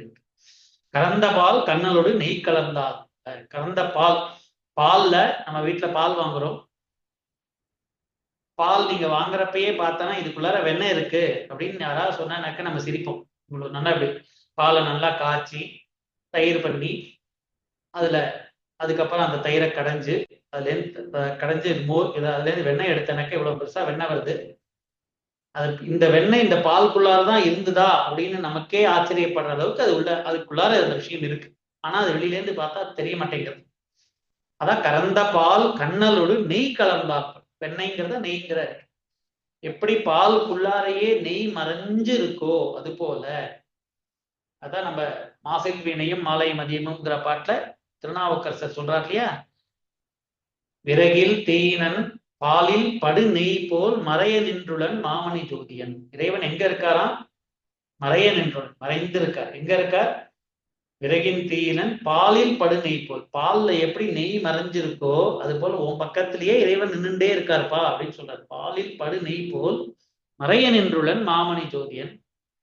உறவு கோல் நட்டு உறவு கயிற்றினால் முருக வாங்க கடைய முன் நிற்குமே அப்படின்னு அந்த தயிர்ல மத்துக்கட்டையை போட்டு அப்படியே கடைஞ்சுட்டே இருந்தாக்க இந்த வெண்ணெய் எழுந்து, பால்ல இருந்து வெண்ணெய் எழுந்து வர்றது போல இறைவன் மேல அன்பு அப்படிங்கிற அந்த காதலாகி கசிந்து கண்ணீர் அப்படி விடக்கூடிய அந்த உணர்வோட அந்த இறைவனை அப்படியே கடைஞ்சுட்டே முத்தைத்தரு பத்தி மாதிரி அப்படி உருட்டிண்டே இறைவன் பத்தின சிந்தனையிலேயே உருட்டிண்டே இருந்தானாக்க அப்படியே கடைஞ்சுட்டே இருந்தானாக்க கொஞ்ச நேரம் கழிச்சு நமக்கு பக்கத்திலேயே நம்ம கூடவே இருக்கக்கூடிய அந்த பால்ல கூடவே இருந்த வெண்ணெயானது கடைஞ்சுட்டே இருந்து கரெக்டான நேரத்துல அந்த வெண்ணெய் எழும்பி மேல வருவது போல நம்ம இறைவனை பத்தின சிந்தனையில் அப்படியே கடைஞ்சுட்டே இருந்தானாக்க நம்ம கூடவே நம்ம பக்கத்திலேயே இருக்கிற இறைவன் முன்னின்று வருவான்னு திருநாவுக்கரசர் சொல்ற.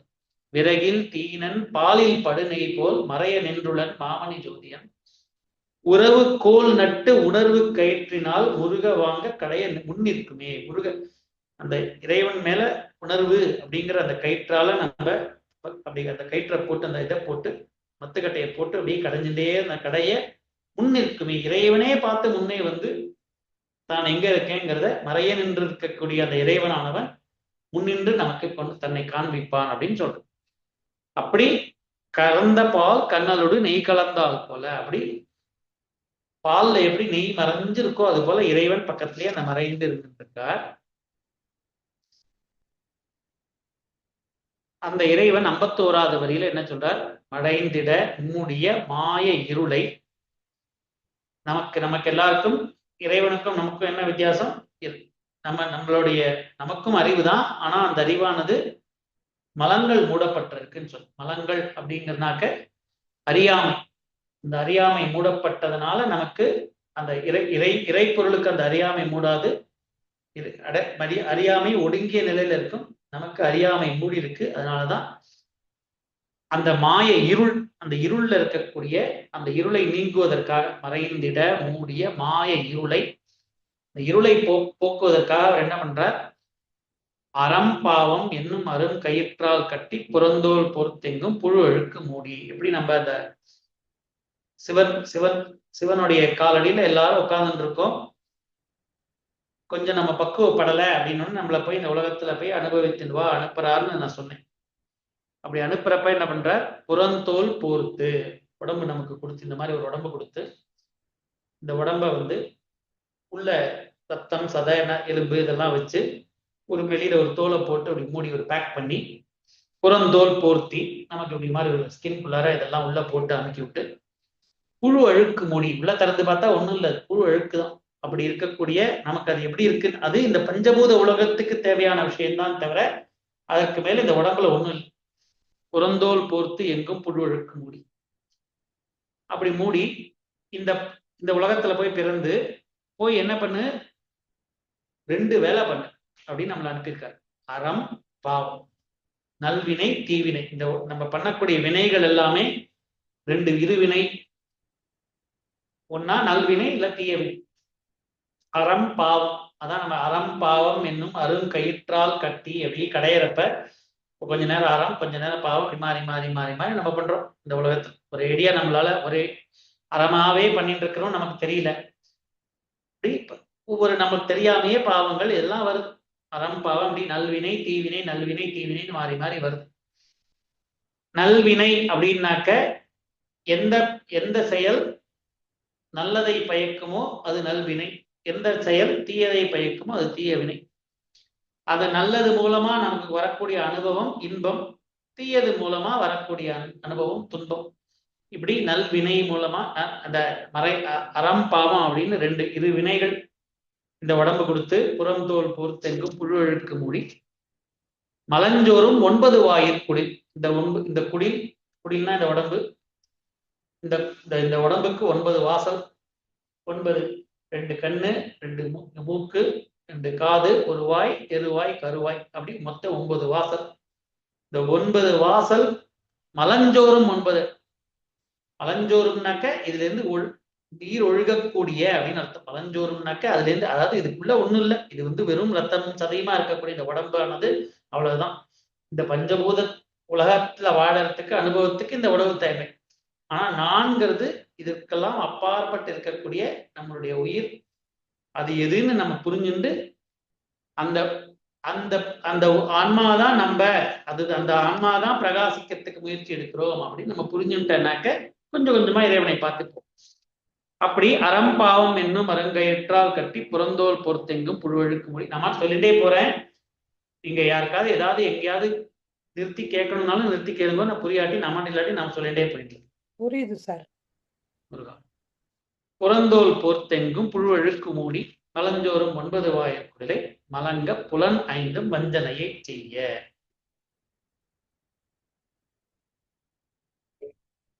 நமக்கு 5 புலன்கள் கொடுத்திருக்காங்க இறைவன்.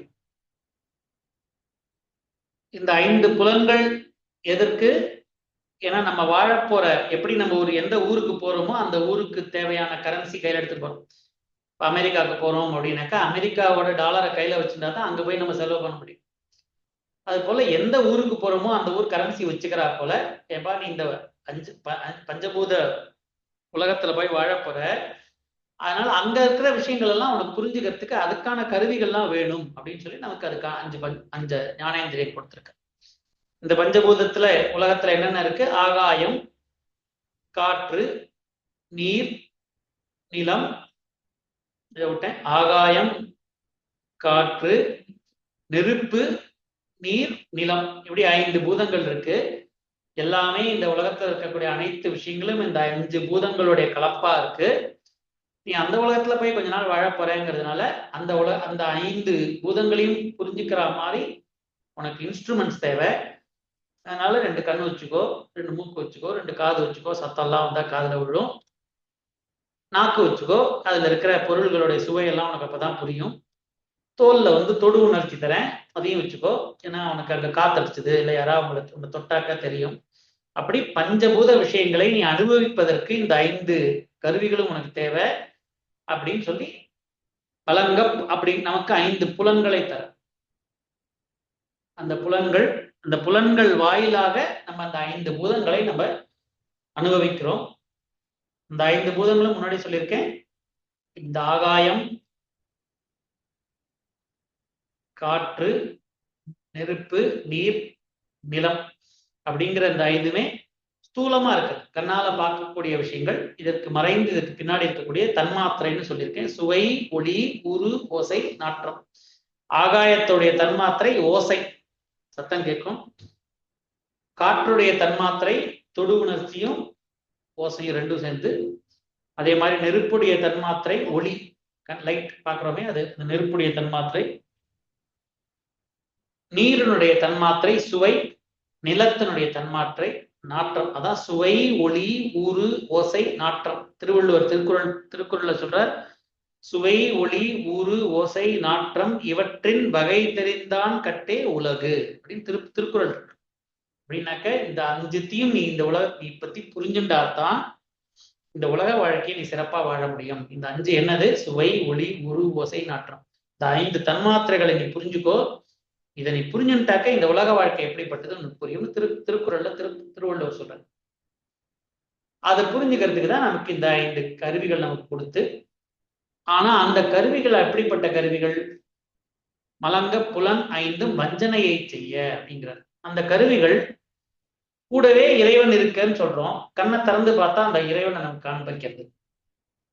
கூடவே இறைவன் இருக்காருன்னு சொல்றோம். அவர் ஏதாவது சத்தம் போட்டா கூட நம்ம அந்த காது நமக்கு காண்பிச்சு தரதில்லை.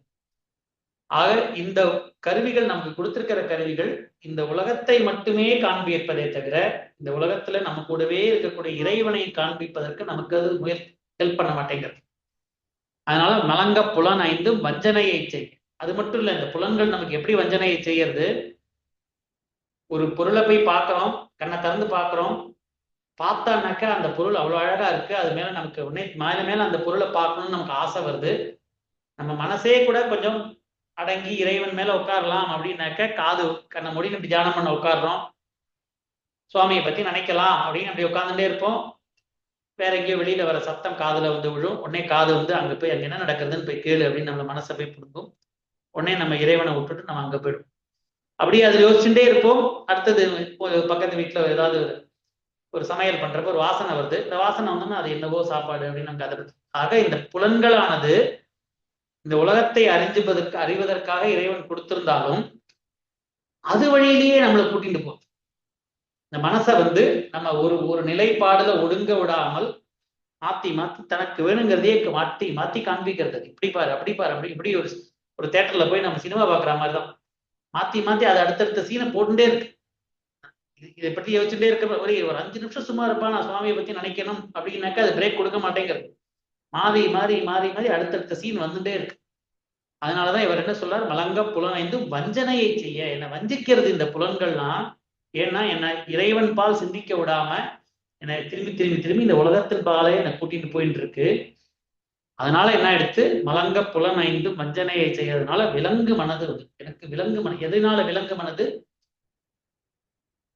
இந்த பஞ்சபூத விஷயங்கள் மேல மேல மேல ஆசை வந்துட்டே இருக்கு. இந்த உலகத்துல இருக்கிற விஷயங்கள் மேலேயே மட்டும் நாட்டம் போயிட்டே இருக்கு. அது ஒரு பொருளை பார்த்தேனாக்க ஒரு அந்த பொருள் என்னோடது நானே வச்சுக்கணும்னு ஆசை வருது. ஒன்றும் இல்லை, நம்ம ஒரு விளையாட்டுக்கு சொல்றேன். நம்ம இங்கேருந்து ரிஷிகேஷ் போறோம், ஹரித்வார் போறோம், சுவாமியை பார்க்குறோம். அப்படிங்கோ போயிட்டு அங்கே போனோம்னாக்கா அங்கே ஒரு கல் ஒன்று இருக்கும். அந்த கல் நல்லா அழகா கூழாங்கல் மாதிரி கங்கையில இருக்கும். இது ரொம்ப அழகா இருக்கே, இதை நம்ம வீட்டில் கொண்டு போய் வச்சுக்கலாமே நமக்கு ஆசை வருது, கொண்டு வந்துடும். அது எல்லார் வீட்லையும் நடக்கிறதா நமக்கு.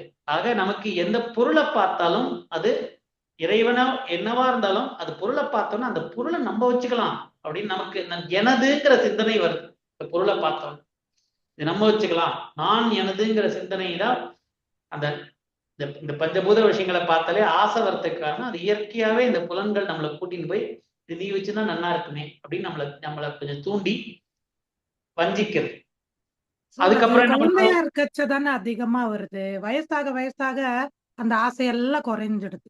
எதுவுமே கொஞ்சம் பக்குவம் அடையிறோம். கொஞ்சம் கொஞ்சமா பக்குவம் அடைந்து அந்த ஆசைப்படணும். எதுக்கு இந்த ஆசை நமக்கு கொடுக்கிறார் இறைவன்? ஆசைப்பட்டு அதை சேர்த்து வச்சுட்டு அதுக்கப்புறம் இது எத்தனை நாள் சேர்த்து வச்சுட்டு இருக்கோம், இதனால நம்ம ஒண்ணுத்து பயனை அடையல அப்படின்னு நமக்கு தெரிஞ்சு நாளைக்கு வேற ஒரு குழந்தை அந்த கல்லை கேட்கறப்ப இந்தாடா கண்ணா நீ வச்சுக்கோ விளையாடுன்னு நமக்கு எடுத்து கொடுக்க தெரிய வருது. அந்த பக்குவம் வர்றதுக்கு தான் அந்த கல்லை நம்ம கண்ணுக்கு காமிக்கிறார், நமக்கு ஆசைப்படவும் வைக்கிறார், நம்மளை ஒன்றும் வச்சுக்கணும். ஆக நீங்க சொல்ற போல அந்த வயசாக பக்குவப்படுறோம். அந்த பக்குவப்படுறதுக்கு தான் நம்ம வந்திருக்கோம். அதனால நீங்க நமக்கு ஏன் இந்த ஆசை வருது அப்படின்னு நம்ம வருத்தப்பட வேண்டிய அவசியமும் இல்லை. அத்தனைக்கும் இறைவன் எங்கெங்கெல்லாம் நம்மளை கூட்டின்னு போறாரு அத்தனையும் அனுபவிக்கணும். அந்த அனுபவத்தின் மூலம் பக்குவம் வந்தாச்சு. ஆக அந்த அப்படி மலங்க புலனைந்து மஞ்சனையை செய்யறதுனால விலங்கு மனதுன்னா என்ன ஆயிடுறது, நமக்கு தேவையில்லாத தீய சிந்தனை எண்ணங்கள்லாம் வருது. இப்ப நான் சொன்னேன் அந்த கல் இருக்கு, கல் எடுத்துன்னு வரோம், அது மேல ஆசை வருது, நம்ம வச்சுக்கிறோம். அது நம்ம முதல்ல நம்ம அதை அந்த பொருளை நம்ம வச்சுக்கணும்னு ஆசைப்படுறோம். அப்படியே நம்ம பக்கத்து வீட்டுலக்காரன் போனப்போ அவன் எடுத்துன்னு அந்த கல் வந்து ரொம்ப பளபளன்னு பிரமாதமா இருக்கு, நம்ம கொண்டு வந்தது கொஞ்சம் மங்கி இருக்குன்னாக்க நமக்கு கொஞ்சம் பொறாம வருது மனசுல. அவன் கொண்டு வந்தது அழகா இருக்கு இன்னும் கொஞ்சம் அப்படின்னு, நம்ம போனப்ப அந்த கல் கிடைக்கலையே அப்படின்னு பொறாம வருது. நம்ம நினைச்சுட்டு இருக்கிற பொருள் கிடைக்கல அப்படின்னா நமக்கு கோபம் வருது. அந்த பொருள் நம்ம நினைச்சுட்டு இருக்கிற பொருள் யார்கிட்ட இருக்கோ அவனை பார்த்து நமக்கு பொறாம வருது. அதை எப்படி அபகரிச்சுக்கலாம் அப்படிங்கிற தீய எண்ணங்கள்லாம் வருது. ஆக இந்த 6 விதமான தீய எண்ணங்கள் எல்லாமே இந்த நான் எனதுங்கிற சிந்தனையிலேருந்து உதிக்கிறது தான். நமக்கு இருக்கக்கூடிய கோபங்கள்லாம் எதனால வருது? எல்லாத்துக்குமே காரணம் ரூட்டா நம்ம யோசிச்சு பார்த்தானாக்க ஒன்னா இந்த நான்கிற அந்த சிந்தனை, இல்லை எனது எனக்கு இது வேணும் அப்படிங்கிறதுனால வரக்கூடிய சிந்தனை. இது ரெண்டும் குறைய நமக்கு இந்த கோபம் பொறாமை மற்ற அனைத்து விதமான சிந்தைகளும் அழிக்கும். அதனாலதான் இந்த மலங்க புலன் ஐந்தும் நமக்கு இந்த புலன்கள் இங்க வந்த இடத்துல எனக்கு பக்குவப்பட்டுவான்னு நம்மளை இறைவன் நினைச்சிருக்கார். இங்க வந்த இடத்துல இந்த புலன்களானது இந்த உலகத்தையே காண்பிச்சு மலங்க புலன் ஐந்தும் வஞ்சனையை செய்து, வஞ்சனையை மட்டும் செய்யல, இந்த நான் எனதுங்கிற ஆசையை மேல மேல மேல அதிகரிச்சு விலங்கு மனது நமக்கு விலங்கு தீய எண்ணங்கள், கோபம், பொறாமை, மதம், ஆச்சரியம் அப்படின்னு சொல்லக்கூடிய அந்த 6 விதமான காம, குரோத, மதம், ஆச்சரியம், அதெல்லாம் லோபம், இதெல்லாம் கொண்டு வந்து நமக்கு இது தேவையில்லாத அந்த தீய எண்ணங்கள் எல்லாம் கொண்டு வந்து, அதனால உனக்கு கலந்த அன்பாகி கசிந்து உள்ளுருகும் நலம்தான் இல்லாத சிறியேன். இறைவன்னா என்ன அப்படிங்கிற சிந்தனையே இல்லாமல், அப்படியே அந்த சிந்தனைய வந்தாலும் இறைவனை நினைச்சு உருகக்கூடிய தன்மைகள்லாம் கொஞ்சம் கொஞ்சமா போய் மனது கல்லாய் அப்படியே இறுகி போயிடுது. அதான் நம்ம நெஞ்ச கன கல்லு நெகிழ்ந்து உருக அப்படின்னு நம்ம படிக்கிறோமே. அந்த கல்லு நெகிழ்ந்துனாக்க இந்த மனது கல்லாறதுக்கு காரணம் என்ன? விலங்கு மனது எப்ப வந்ததோ அதனால கல்லாயிடுது. விலங்கு மனது வந்ததுக்கு காரணம் என்ன? இந்த பஞ்சபூதங்கள் மேல இருக்கிற நான் எனதுங்கிற ஆசை, இந்த நான் எனதுங்கிற இந்த உலக விஷயங்கள்லயே நம்ம மனசு போனதுனால. இது போகாம நம்ம வந்ததோடைய பிறப்பின் நோக்கம் என்ன அப்படின்னு மட்டும் கொஞ்சம் தெரிஞ்சதுனாக்க இது தேவையில்லாம இதுலயே போய் மாட்டிக்காம என்னென்ன பண்ணணுமோ பண்ணணும். ஆனா அவர் என்ன சொல்றார்? கலந்த அன்பாகி கசிந்து உள்ளுருகும் நலம்தான் இல்லாத சிறியருக்கு. சரி, இந்த உலகத்தை எங்களை கொண்டு வந்து போட்டாச்சு. போட்ட இடத்துல இந்த புலன்கள்லாம் நம்மளை வஞ்சனையை செய்யறது. அதனால விலங்கு மனது வந்துருது. விலங்கு மனசு வந்ததுனால எங்களை இறைவனை உருகி நினைச்சு பாடக்கூடிய தன்மை இல்லாத நிலைக்கு இருக்கும். அதனால நமக்கு ஹெல்ப் பண்றதுக்காக நலம்தான் இல்லாத சிறியருக்கு நல்கி, நம்மளை போல சிறியர்கள், நம்மளை போல சிறியவர்களுக்காக அது அப்படி விலங்கு மனதால் அப்படி போனவன் நமக்காக நிலம் தன் மேல் வந்தருளி நீள்கழல்கள் காட்டி. அதனால சரி, இவனை விட்டானாக்க அப்படியே போயிட்டு இருப்பான், இவனை போய் நம்ம தான் காப்பாத்தி கூட்டிட்டு வரணும் அப்படின்னு இறைவனே உருவம் எடுத்து நிலம் தன் மேல் வந்தருளி நீள்கழல்கள் காட்டி. இறைவன் நமக்கு இந்த உலகத்துல குருவாவோ எந்த விதத்திலேயோ உருவம் எடுத்தே வந்து நம்மளை இந்த அப்படியே விலங்கு மனத்தால் வெளியே போயிட்டு இருக்கான், இவனை கொஞ்சம் திருப்பி விடணும் அப்படின்னு சொல்லி நிலம் தன்மேல் வந்து நீள்கழல்கள் காட்டி. எப்படி வருவார், எந்த ரூபத்துல வருவார், யாருக்கு இப்படித்தான் வருவார் அப்படின்லாம் யாராலையும் எதுவும் சொல்ல முடியாது. எப்ப வருவார் அப்படின்னு அது எப்ப தெரியாமையே நமக்கே நடக்கும். மாணிக்க வாசகர் மதுரையிலிருந்து மந்திரியா இருந்துட்டு குதிரை வாங்க போறார். குதிரை வாங்க போற வழியில அந்த திருப்பெருந்துறைங்கிற ஊர்ல அங்க குருவானவர் அந்த மரத்தடியில உட்கார்ந்து அந்த இடத்துல இங்க வா உட்காருன்னு சொல்லி அவருக்கு உபதேசம் பண்றார். அந்த இடத்துல அப்படியே அவர் மாறுறார். அது போல அருணகிரிநாதர் இந்த உலகத்தையே நம்ம இந்த வாழ்க்கையே வேண்டாம் அப்படின்னு சொல்லிட்டு திருவண்ணாமலை கோபுரத்துல இருந்து குதிக்கிறார். குதிக்கிற இடத்துல அங்க குரு வந்து அங்க தாங்கி சும்மா இது சொல்லறன்னு உபதேசம் பண்றார். அங்கிருந்து அவருடைய வாழ்க்கையை மாறிடும். அப்படி நம்ம பல பல மகான்களுக்கு நமக்கு உபதேசம்ங்கிறது இப்படித்தான் நடக்கும், அப்படித்தான் நடக்கும். எதுவே அந்தந்த எல்லா உயிர்களுக்கும் உபதேசம் உண்டு.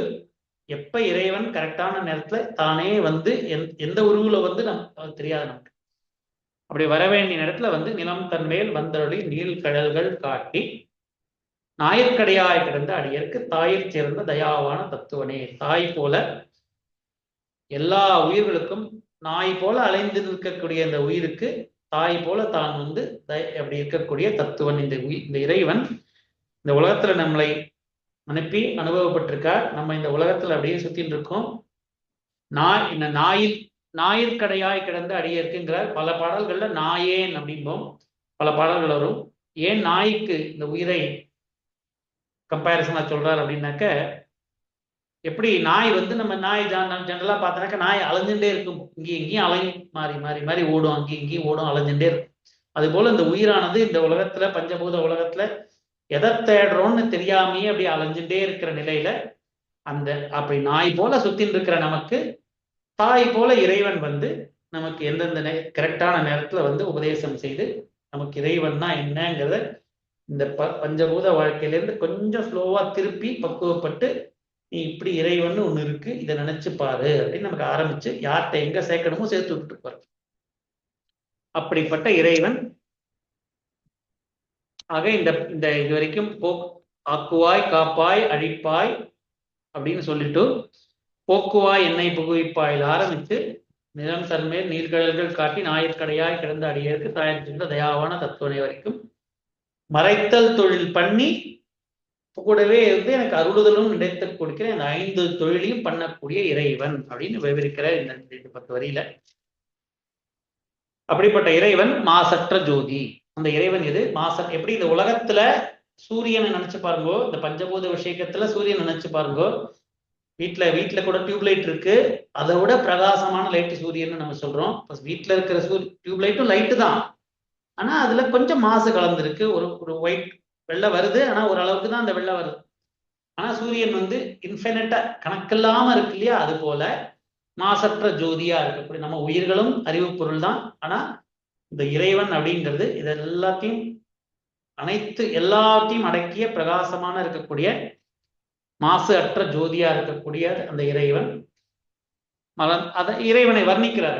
மாசற்ற ஜோதி மலர்ந்த மலர்ச்சுடர் தேசனே தேனாரமுதே சிவபுரணி பாசமாம் பட்டத்து பாரிக்கும் மாறின.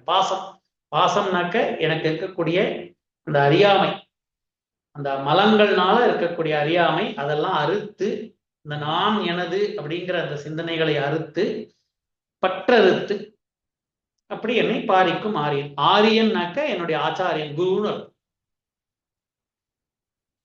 இது ஆரியன் திராவிடன்னு புரிஞ்சுக்க கூடாது. ஆரியன்னாக்க எனக்கு எனக்கு புரிய வைத்த குருவே அப்படின்னு அர்த்தம்.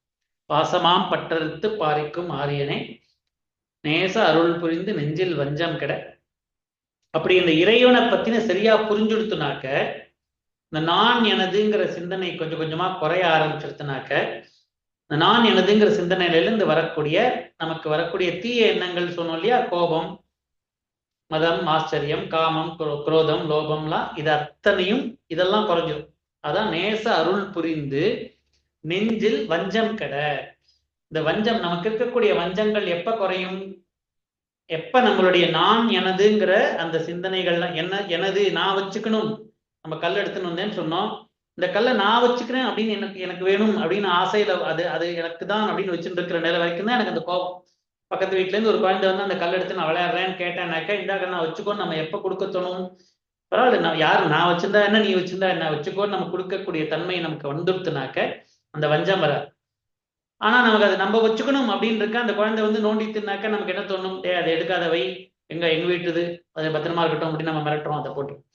ஆக அதுல நமக்கு நான் எனதுங்கிற சிந்தனை குறைய குறைய நமக்கு நெஞ்சில் இருக்கக்கூடிய வஞ்ச எண்ணங்கள்லாம் கொஞ்சம் கொஞ்சமா போய் நேச அருள் புரிந்து கொஞ்சம் கொஞ்சமா நமக்கு நேசம் அப்படின்னாக்க அந்த அன்பு முத்தி, எல்லா உயிரும் ஒண்ணுதான் அப்படிங்கிற அந்த நிலைமை வந்து அன்பு முத்தி அந்த அருளாயி, அப்ப கொஞ்சம் கொஞ்சமா அந்த வஞ்சங்கள்லாம் குறைஞ்சு பேராது நின்ற பெருங்கருணை அப்படி கொஞ்சம் கொஞ்சமா அந்த அருள் நிலையானது முத்தி முத்தி முத்தி முத்தி பேராதுன்னா பெர்மனண்டா அதை விட்டு நகராதபடிக்கு. இப்ப நம்ம காஞ்சி பெரியவரை பார்க்கிறோம், ரமண மகர்ஷியை பார்க்கிறோம், சீரடி சாய்பாபாவை பார்க்கிறோம். அப்படின்னாக்க அவர்கள்லாம் இறைத்தன்மை சிவமாம் தன்மை பெற்று அதே தன்மையிலேயே அப்படியே நிலைத்து நிற்கிறார். அப்படியே அந்த நிலையிலேயே அந்த வாழ்க்கை பேராது நின்ற பெருங்கருணை, அதுலயே அந்த நிலைக்கு வந்து அந்த சிவமாம் தன்மையிலேயே நிலைத்து நிற்கக்கூடிய நமக்கெல்லாம் கூட ஒரு சில நேரங்கள்ல வரும். அது டக்குன்னு நமக்கு 2 நிமிஷம் இறைவனை பத்தி நினைப்பு இருப்போம், அப்புறம் டக்குன்னு இது வேற இந்த உலகம் ஞாபகம் வந்துடும், அதுல இருக்கிற விஷயங்கள் ஏதாவது ஞாபகம் வந்துடும், அதுல நமக்கு மனசு அங்க போயிடும். நமக்கு கொஞ்சம் கொஞ்சமா வந்துட்டு போறது. அவர்களுக்கெல்லாம் ஞானி கூர்த்த மெய் ஞானத்தால் கண்டுணர்ந்த அவர்களுக்கெல்லாம், ஞானியர்களுக்கெல்லாம் அதிலேயே பேராது நின்ற பெருங்கரணை, அப்படியே அந்த நிலையிலேயே இருக்கக்கூடிய அந்த தன்மை வந்து ஆறாமதே அளவிலா பெம்மானை அப்படியே கொஞ்சம் அம்மா வர்ணிக்கிறார். ஓராதார் உள்ளத்து ஒழிக்கும் மொழியானை நீராய் உருக்கியன் ஆறுயிராய் நின்றானே.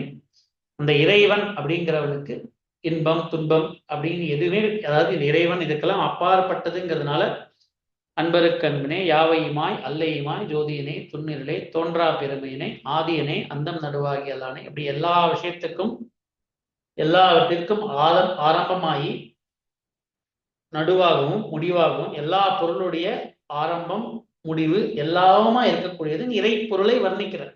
எப்படி நீங்க இறைவனை புரிஞ்சுக்கணும் அப்படின்னாக்க, பஞ்சபூத விஷயங்களுக்கு சூரியன் எப்படின்னு நினைச்சு பாருங்கோ, அது போல இந்த உயிர்களுக்கு அத்தனைக்கும் சூரியன் போல விளங்குபவர் இறைவன் அப்படின்னு நீங்க மனசுல கற்பனை பண்ணி அப்படி நினைச்சு பார்த்தாக்கா உங்களுக்கு புரியும்.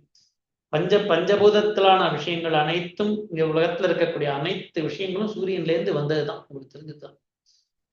சயின்ஸ் படியே சூரியன்ல ஹைட்ரஜன் ஹீலியம் இது அப்படியே கலந்து அதுல இருந்து அடுத்தடுத்து வந்து ஆக்சிஜன் வருது, ஹைட்ரஜன் வருது, அப்படி ஒன்னொன்னா வந்து அதுல இருக்கக்கூடிய இந்த ஹைட்ரஜன் ஆக்சிஜன் சேர்ந்ததுன்னா தண்ணி வந்துருத்தோம் அங்கேருந்து. அப்படி உலகம்ங்கிறது அப்படிதான் ஃபார்ம் ஆகும். எல்லாமே சூரியன்ல இருந்து அதுல இருந்து வரக்கூடிய பொருள்கள்ல இருந்து வருது, திரும்பி ஒடுங்குறப்பையும் எல்லாமே அந்த சூரியன்ல ஒடுங்குறது. அது இந்த பஞ்சபூத விஷயங்கள். அது போல சூரியனை போல நீங்க இறைவனை கற்பனை பண்ணி பாருங்கோ.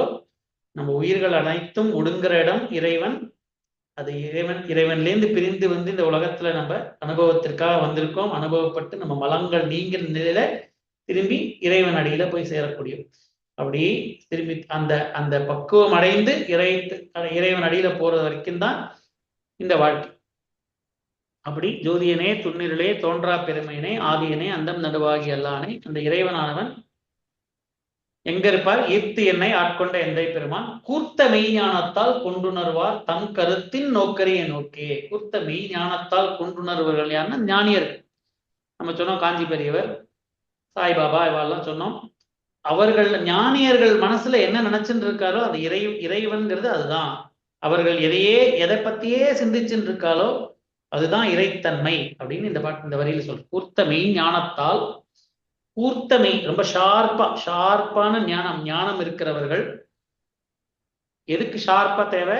இது இது இது இது இது மாயை சம்பந்தப்பட்டது, இது இறைவன் சம்பந்தது. எது எது எது உலகம்னா என்ன, உயிர்னா என்ன, இறைவன்னா என்னன்னு பிரிச்சு பார்த்து அதுல இருந்து அந்த கூர்த்த மெய் ஞானத்தால் உணர்ந்த உலகத்தை பிரிச்சு பார்த்து புரிஞ்சு அந்த இறைவன்னா என்னங்கிறதை உணர்ந்தவர்கள் கொண்டு உணர்வார் அவர்களின் தம் கருத்தின் நோக்கரிய நோக்கி. அவர்கள் மனசுல என்ன சிந்தனை எதை பத்தி நினைக்கிறார்களோ அதுதான் இறைவன். நுணுக்கரிய நுண்ணுணர்வே, எல்லா உணர்வுக்கும் நுண்ணுணர்வா கலந்திருக்கக்கூடியவன் அந்த இறைவன். மாற்றமாம் வையகத்தின் வெவ்வேறே வந்த அறிவாம் தேற்றனே. தேற்றன்னாக்க தெளிவு கொடுக்கிறது. தேற்றன்னா எனக்கு புரியாத விஷயத்தை புரிய வைக்கிறது. இந்த உலகத்துல நடக்க இந்த பஞ்சபூத விஷயங்கள்ல நம்ம பார்க்கக்கூடிய அனைத்து விஷயங்களும் மாற்றமாம் வையகத்தின் வெவ்வேறே வந்த அறிவு. மாற்றம் அப்படின்னாக்க மாறிக்கொண்டே இருக்கக்கூடிய விஷயம் மாற்றம், மாயைங்கிறோம். அப்படி இந்த பஞ்சபூதத்தால் இந்த உலகத்துல வந்த அனைத்து விஷயம், இந்த உலக அறிவுங்கிறது உலக வாழ்க்கைக்கு மட்டும்தான் செல்லும். இதுக்கு மேல அதுக்கு ஒன்றும் பிரயோஜனம் கிடையாது. இந்த இறைவனை பார்த்து நமக்கு புரியணும் அப்படின்னாக்க இந்த உலக அறிவு ஓரளவுக்கு மேல அது யூஸ் ஆகாது. அதனாலதான் நான் உங்களுக்கு முன்னாடி சொல்லியிருப்பேன். சேக்கிழார்னு ஒருத்தர் இருந்தார், அவர் தான் பெரிய புராணம் எழுதுறார். சேக்கிழார் வந்து ஒரு ராஜா, அந்த சோழ ராஜா ஒருத்தர் இருந்தார். அவர் வந்து நிறைய தமிழ்ல இந்த அகநானூறு, புறநானூறு இதெல்லாம் நிறைய தமிழ் இலக்கியங்கள்லாம் படிக்கிறார். அதுல இருக்கக்கூடிய சண்டை போடுறது, புறநானூறுனா போர் பத்தி விவரங்கள் இருக்கும், அகநானூறுனா நல்ல அகக்கருத்துக்கள்லாம் இருக்கும், வீட்டின்பம் இது சிற்றின்ப கருத்துக்கள்லாம் இருக்கும். அதெல்லாம் படிச்சுட்டு சந்தோஷமா இருந்துட்டு இருக்கார் அந்த சோழராஜா. இப்ப அவரோட மந்திரியா இருக்கார் சேக்கிழார். அவர் வந்து சேக்கிழார் சொல்றார் ராஜாவை பார்த்து, இப்படி நீங்க சாதாரண அந்த சிற்றின்ப விஷயங்களை பத்தியே தமிழ்ல இப்படி பெருசு பெருசா எழுதி இதையே படிச்சுட்டு இருக்கீங்களே, இதெல்லாம் உங்க உடல் சம்பந்தப்பட்ட விஷயங்கள், உயிர் உய்வு பெறத்துக்கு நீங்க என்ன பண்ணிருக்கீங்க அப்படின்னு கேட்கிறார் ராஜாவை பார்த்து. இவ்வளவு மாத்தி நம்ம சாப்பிட்றோம், உடம்ப வளர்த்துக்கிறோம், எல்லாம் பண்றீங்க ரைட்டு. பட் உங்களோட உயிர் அடுத்த நிலைக்கு போறதுக்கு உங்க ஆன்மா ஒரு ஸ்டெப் எல்கேஜில இருந்து யூகேஜி போற மாதிரி நீங்க என்ன காரியம் பண்ணிருக்கீங்க இது வரைக்கும் அப்படின்னு கேட்கிறார். அப்பதான் அந்த ராஜாவுக்கு கன்னத்துல அரைஞ்ச மாதிரி இருக்கு. அவர் கேட்கிறாரு, நான் என்ன பண்ணணும், இத்தனை நாளா எனக்கு தெரியலையே, நான் என்ன பண்ணணும்னு கேட்கிறார். நீங்க என்ன பண்ணணும் அப்படின்னாக்க இறைவனை பத்தின தெரியணும், இறைவனை பத்தின சிந்தனையில நீங்க இறங்கணும். இறைவனை பத்தின சிந்தனையில இறங்கணும்னா அது கஷ்டம்னாக்க அட்லீஸ்ட் இறைவனை அதே சிந்தனையில வாழ்ந்த அடியார்களை பத்தியாவது நீங்க சிந்திக்கணும் அப்படிங்கிற.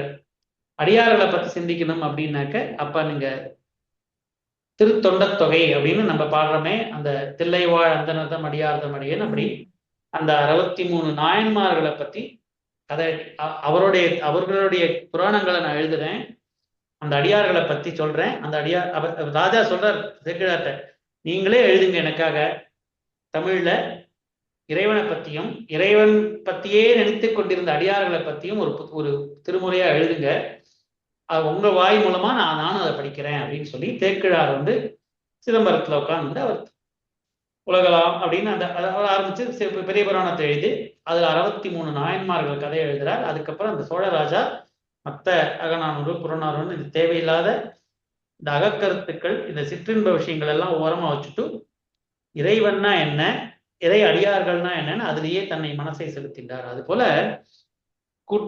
மாற்றமாம் வையகத்தின் வெவ்வேறே வந்த அறிவு, அப்படி மாறிக்கொண்டே இருக்கிற விஷயங்கள் இந்த சிற்றின்பங்கள்லாம், அதெல்லாம் மாறிக்கொண்டே இருக்கிற விஷயங்களை இந்த உலக வாழ்க்கைக்கு தேவை, ஆனா அதோட நிறுத்திடணும்.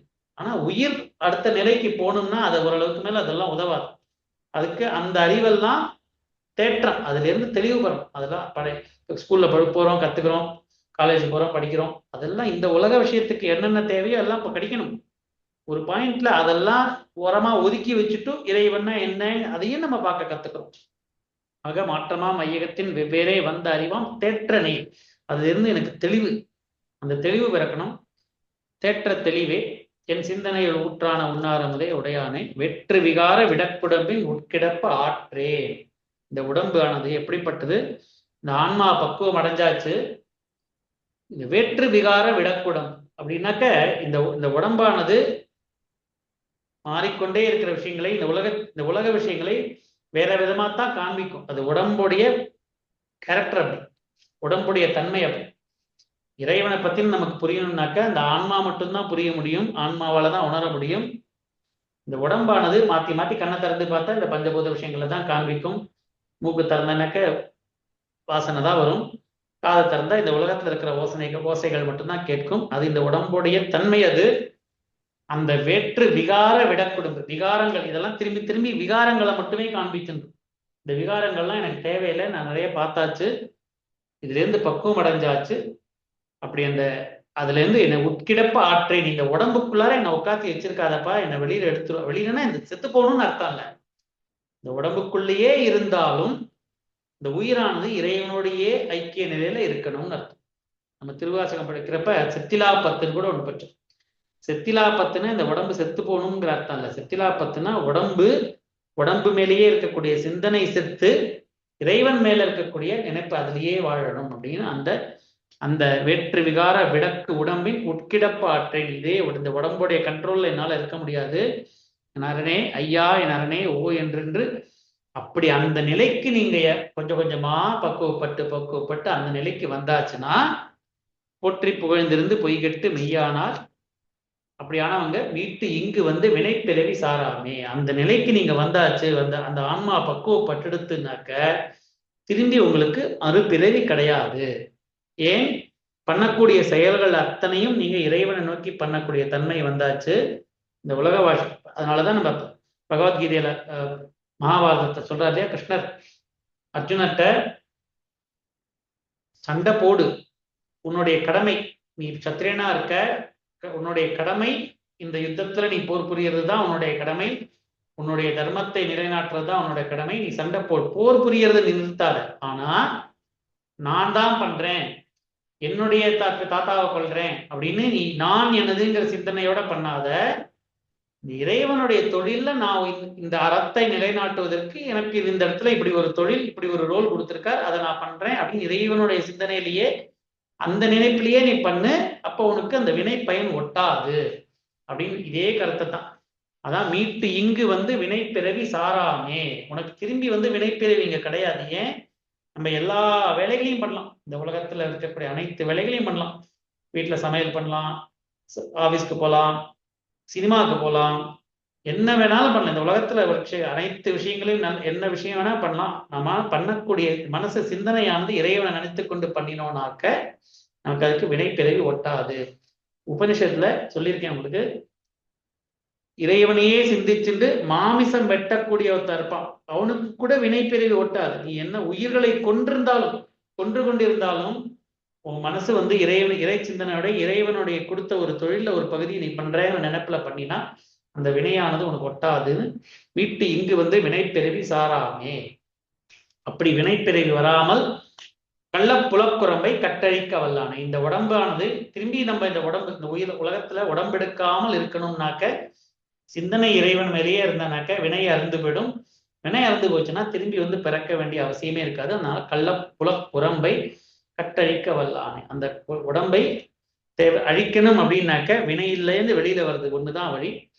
நல்லிருளின் நட்டம் பயின்றாடும் நாதன், தில்லையில் கூத்தன் தென்பாண்டிநாதன், அல்லல் பிறவி அறுப்பான். அப்படி இருக்கக்கூடிய அந்த இறைவனை சொல்லிய பாட்டின் பொருள் உணர்ந்து சொல்வார். அப்படிப்பட அந்த எந்த இறைவன் நமக்கு இத்தனையும் இப்படி பண்ணி வைக்கிறார், அனுபவப்படுறதுக்காக உலகத்துக்கு அனுப்பிச்சு அனுபவப்பட்டு பக்கத்திலேயே இருந்து கரெக்டான நேரத்துல இறைவன் பால் செலுத்தி அப்படி பக்குவப்படுத்தி முழுசா பக்குவப்படைந்த நிலையில வினைகள் ஒட்டாம வேலை செய்ய கத்துண்டு, அந்த வினைகள் ஒட்டாததுனால இந்த மேல உடம்பு எடுக்காமல் திரும்பி அப்படி இருந்தாக்க, அப்படி சொல்லிய பாட்டின் பொருள் உணர்ந்த நிலையிலேயே நம்ம இருந்தாக்க செல்வர் சிவபுரத்தின் உள்ளார். திரும்பி பழையபடி நம்ம சிவபுரத்தின் அடியில சிவனடி கீழ் அங்கேயே போய் உட்காந்துடலாம்.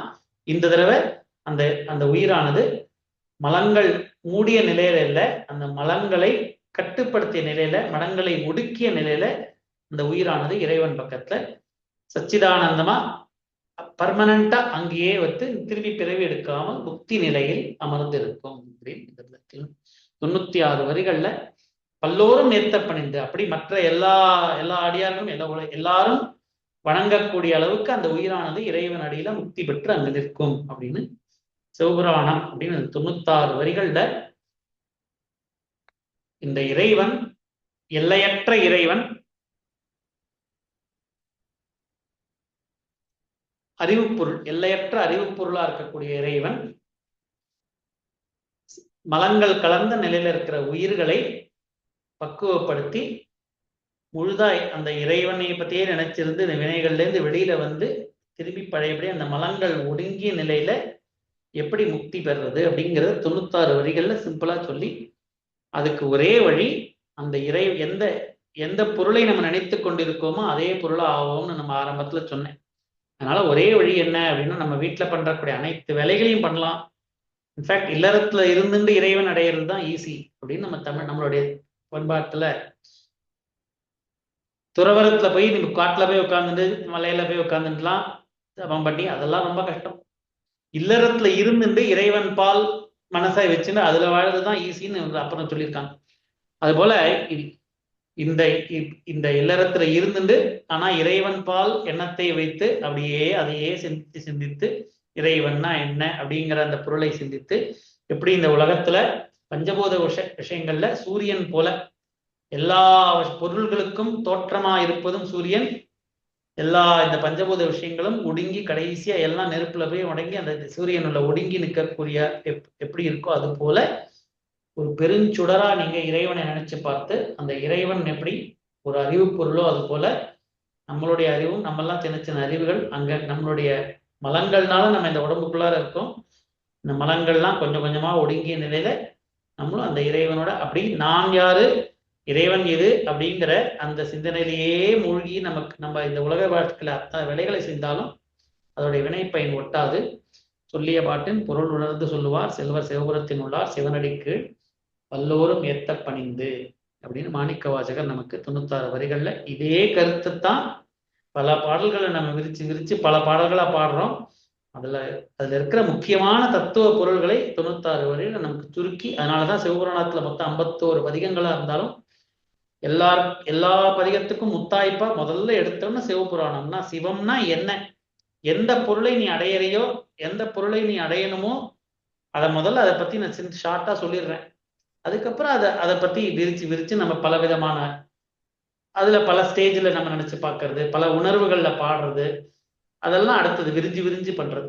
ஆக சுருக்கமா சொல்லணும் அப்படின்னாக்க இந்த சிவத்தை அடையறதுக்கு தான்ப்பா நம்ம இவ்வளவு கஷ்டப்படுறோம், இந்த உலகத்துக்கு எதுக்கு வந்திருக்கும் அப்படிங்கிறது 96 வரையில சொல்லி, அப்படி அதே இறைவனை நினைத்து சொல்லிய பாட்டின் பொருள் உணர்ந்து சொல்லி செல்வர் சிவபுரத்தினுள்ளார் சிவனடிக்கு பல்லோரும் ஏத்த பணிந்து அப்படிங்கிற அந்த நிலை அனைத்து உயிர்களுக்கும் இறைவன் அருளாலும் குரு அருளாலும் நம் கிடைக்கட்டும் அப்படின்னு சொல்லி இன்னைக்கு இதோட நம்ம நிறுத்திப்போம். ஹரஹர நம பார்வதி பதையே, ஹரஹர தென்னாடுடைய சிவனே போற்றி, எந்நாட்டவர்க்கும் இறைவா போற்றி போற்றி. திருச்சிற்றம்பலம். பலம். இன்னைக்கு உங்களோட சேர்ந்து சிவபுராணத்தை பத்தி நினைப்பதற்கு எனக்கு ஒரு சந்தர்ப்பம் கொடுத்ததுக்கு ரொம்ப சந்தோஷம். நமஸ்காரம். நாளைக்கு பழக்கம்படி செவ்வாய்க்கிழமை திருப்புகழ் வச்சன நாளைக்கு பாடம். நமஸ்காரம். நன்றி சார். நல்லா அழகா எல்லாம் தொகுத்து நல்லா சொல்லி கொடுத்தீங்க சார். ரொம்ப சந்தோஷம். தேங்க்யூ. வரேன். நாளைக்கு பார்ப்போம்.